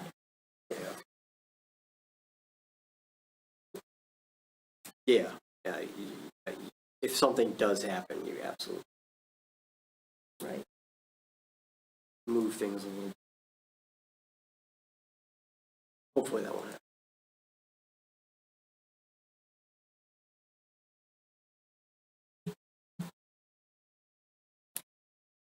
I'm willing to work on it. Okay. And if you need help with anything, I can help you. If you take, Oh, you know I have your phone number. yeah. Mandy's good on the technical part. Perfect. Not unless you want to do it. I think I can assist with it. If you can keep track of some of the higher end things, I can help Behind the with scene. the content. Okay, and things like, okay, good. Well, thank you both for volunteering. I think that sounds like a plan. And I don't think if, in the worst case, if we had to meet on the 1st and finalize something, I don't think the notice has to go out like that beforehand, but you guys are empowered to, we just have to put dates on the postcard, so we yeah. Yeah. can't have them That's printed true. until we Yeah. So, have everything finalized. trust you guys will represent us well, working with David and the board, so we'll be fine. Okay, anything else before we move on the master plan? 10B is agribusiness and agritourism. No update, other than we'll have a few questions in the survey that should provide some guidance. Very good, thank you. 10C is the 5G. Joe, anything to? Okay, thank you. Item 11 is new business. So 11A is visiting the bylaws. So commissioners, you all have a copy of that in your packet. Is there anything? The subject was getting some language in there about avoiding ex parte contact. Oh, that's right. I did provide a draft language in there. Commissioner Barnett did send a sort of modification to it, I would say, which I was completely fine with. So I did not have a chance to like get that in front of you, of course, but I think that I'll just read what I wrote, and then I'll read what she wrote. And You guys can say, okay, yes, go with the first one and the second one. How about that? So, and I'll try to do it before my battery dies. Members, so the version that's in what you have in front of you is members shall avoid ex parte contact concerning questions or matters pending before the commission. Ex parte contact shall include discussions among members, applicants, or the public outside of a commission meeting, including emails about matters pending before the commission. Questions or concerns shall be directed to the supervisor. In Commissioner Barnett's proposed modification, it's the same first sentence. And then ex parte contact refers to communication between a commission member and applicants, property owners, or members of the public outside of a commission meeting regarding a pending matter. In an effort to avoid ex parte contact, any questions or concerns about a pending matter should be directed to the township supervisor or discussed during a properly noticed public meeting. And I am completely fine with that second one. So if you all are as well, I'll just update that version. I have an interpretive question, Sure. assuming we're going to end up the way Mandy wrote it. Am I correct that when it talks about you shan't have discussions with applicants or the public outside of the commission meeting, including emails?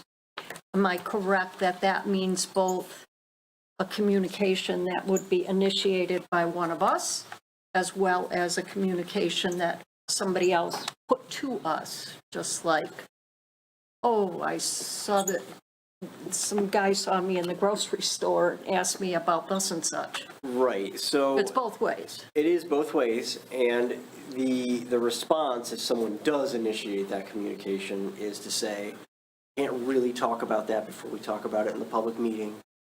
You're welcome to come to the public meeting, or we can talk about it after the public meeting, and after action's been taken.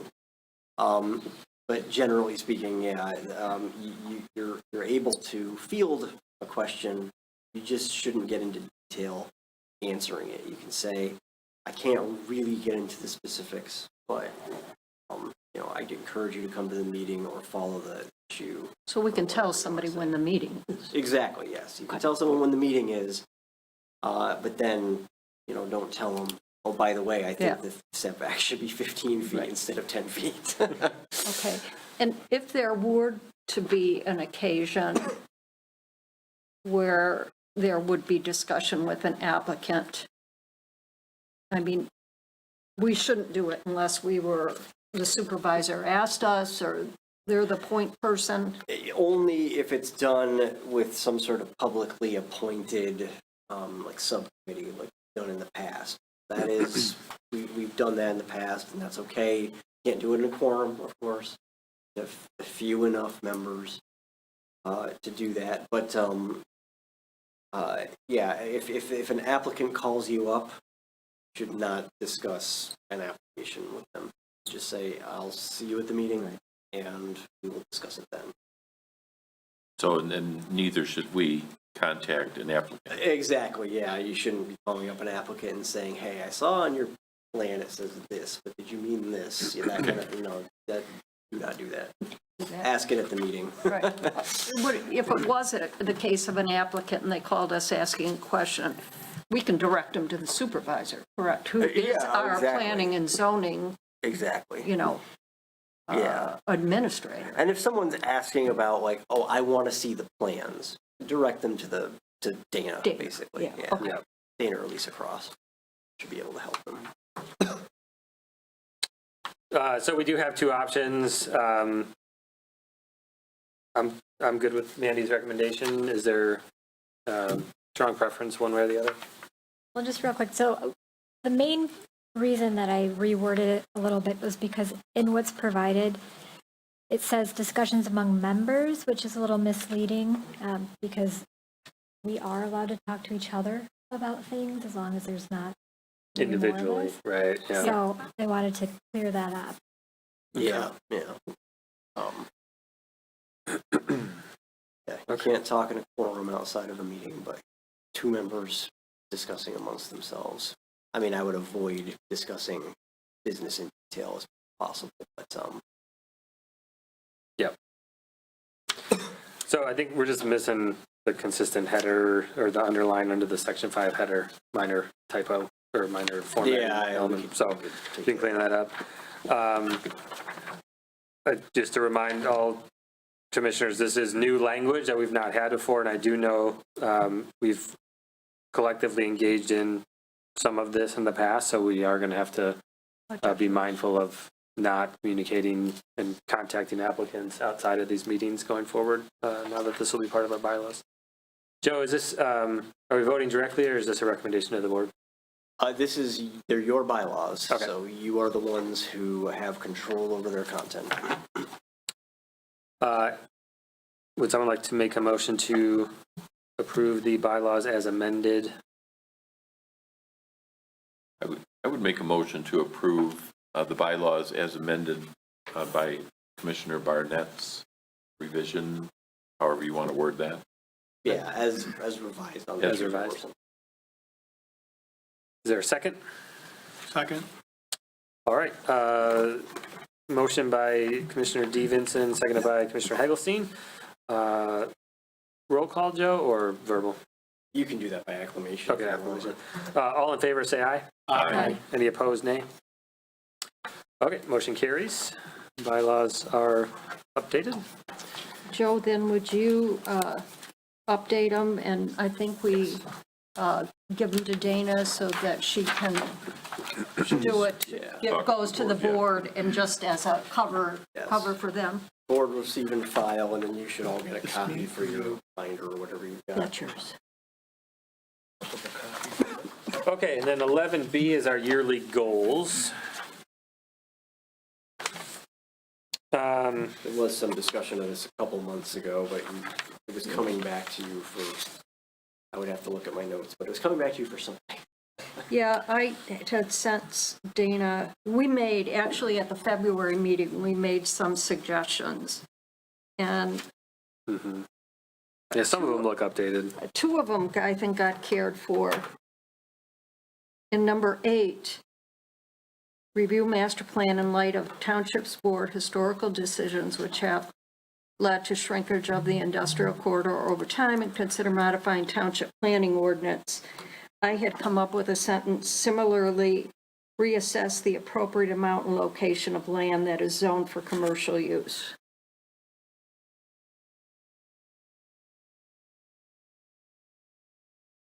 Can you read that again? Yes. So this would be a second sentence in item 8. Okay. Similarly, reassess the appropriate amount and location of land that is zoned for commercial use.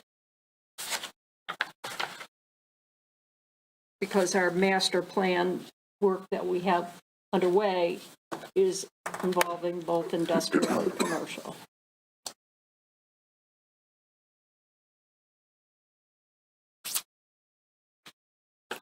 Yeah, I'm just wondering, does reassess assume an outcome that we are? But we could say similarly assess. Similarly review. Review, maybe. Review. Just so that it's like, we're not sure what the outcome's going to be, and Review is used previously at Yeah, the beginning, well. so if we stuck with that, that would Yeah. be good. okay. Similarly review the appropriate amount and location of land that is zoned for commercial use.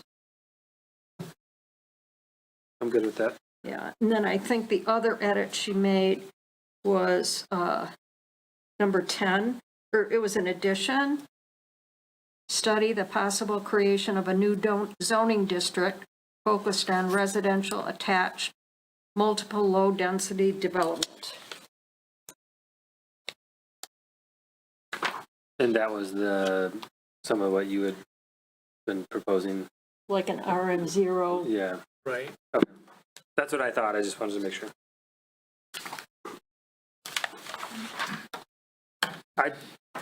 made a question mark on the back on number 4, just because I wasn't sure. I think we talked about this already, but I wasn't sure what further we would be doing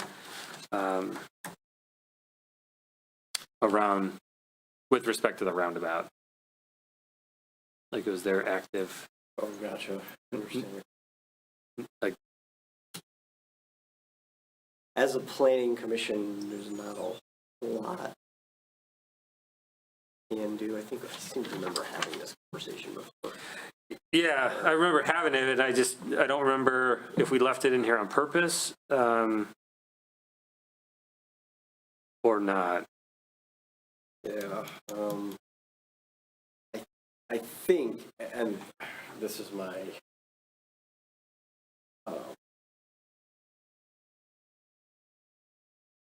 very vague recollection.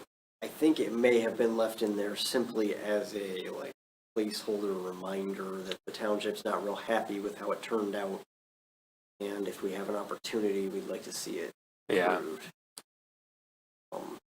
That sounds familiar as you say it like that. Yeah. I don't know what else it would be representing. Right. It's not really a thing where you can pose something to someone. Right. But if we at least have it acknowledged somewhere that change gives us maybe some sort of basis. Right.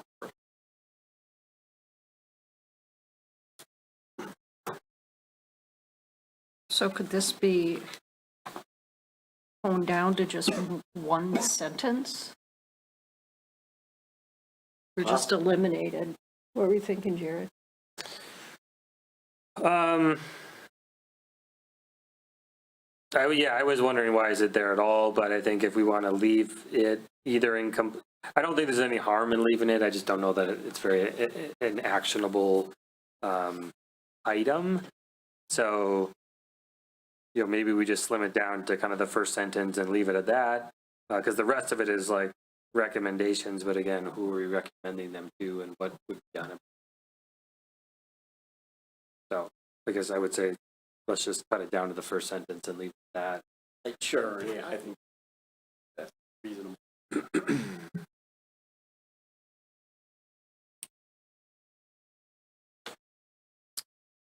Okay, so we had some amendments in item 8 from Commissioner Boyce, and then edit to number 4 on the back to strike out the second sentence. Second sentence. So, any other changes or comments from any commissioners?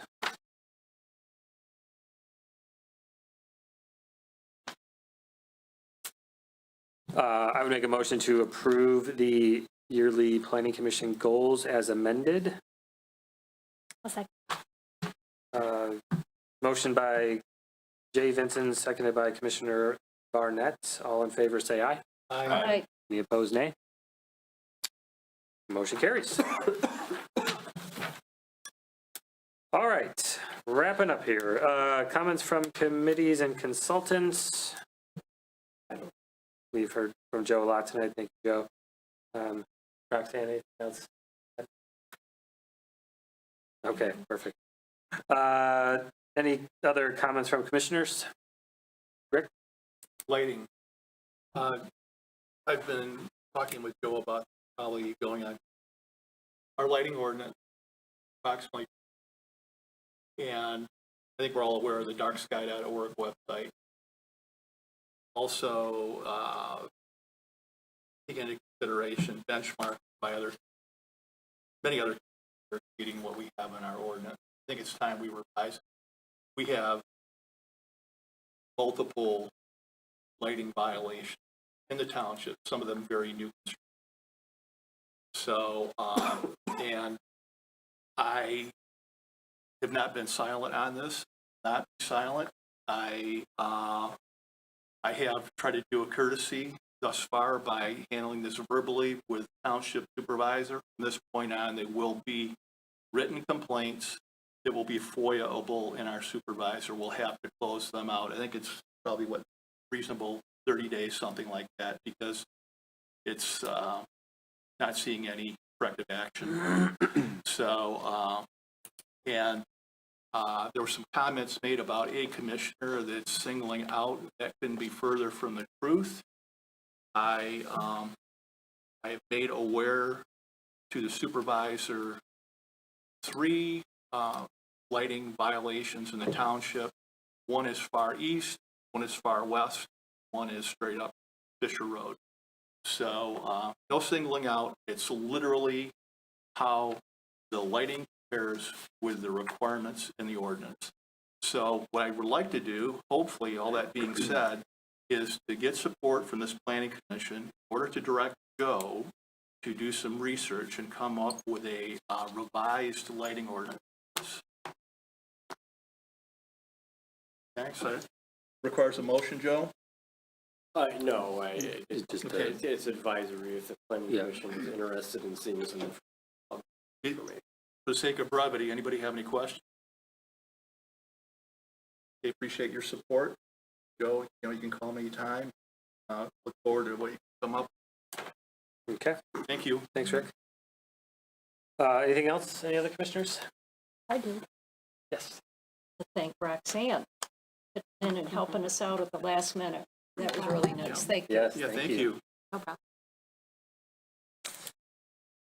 All right, and with that, item 14 is adjournment. I move to close the meeting at 8:14 PM. All in favor, say aye. Aye. Any opposed, nay? Meeting's over.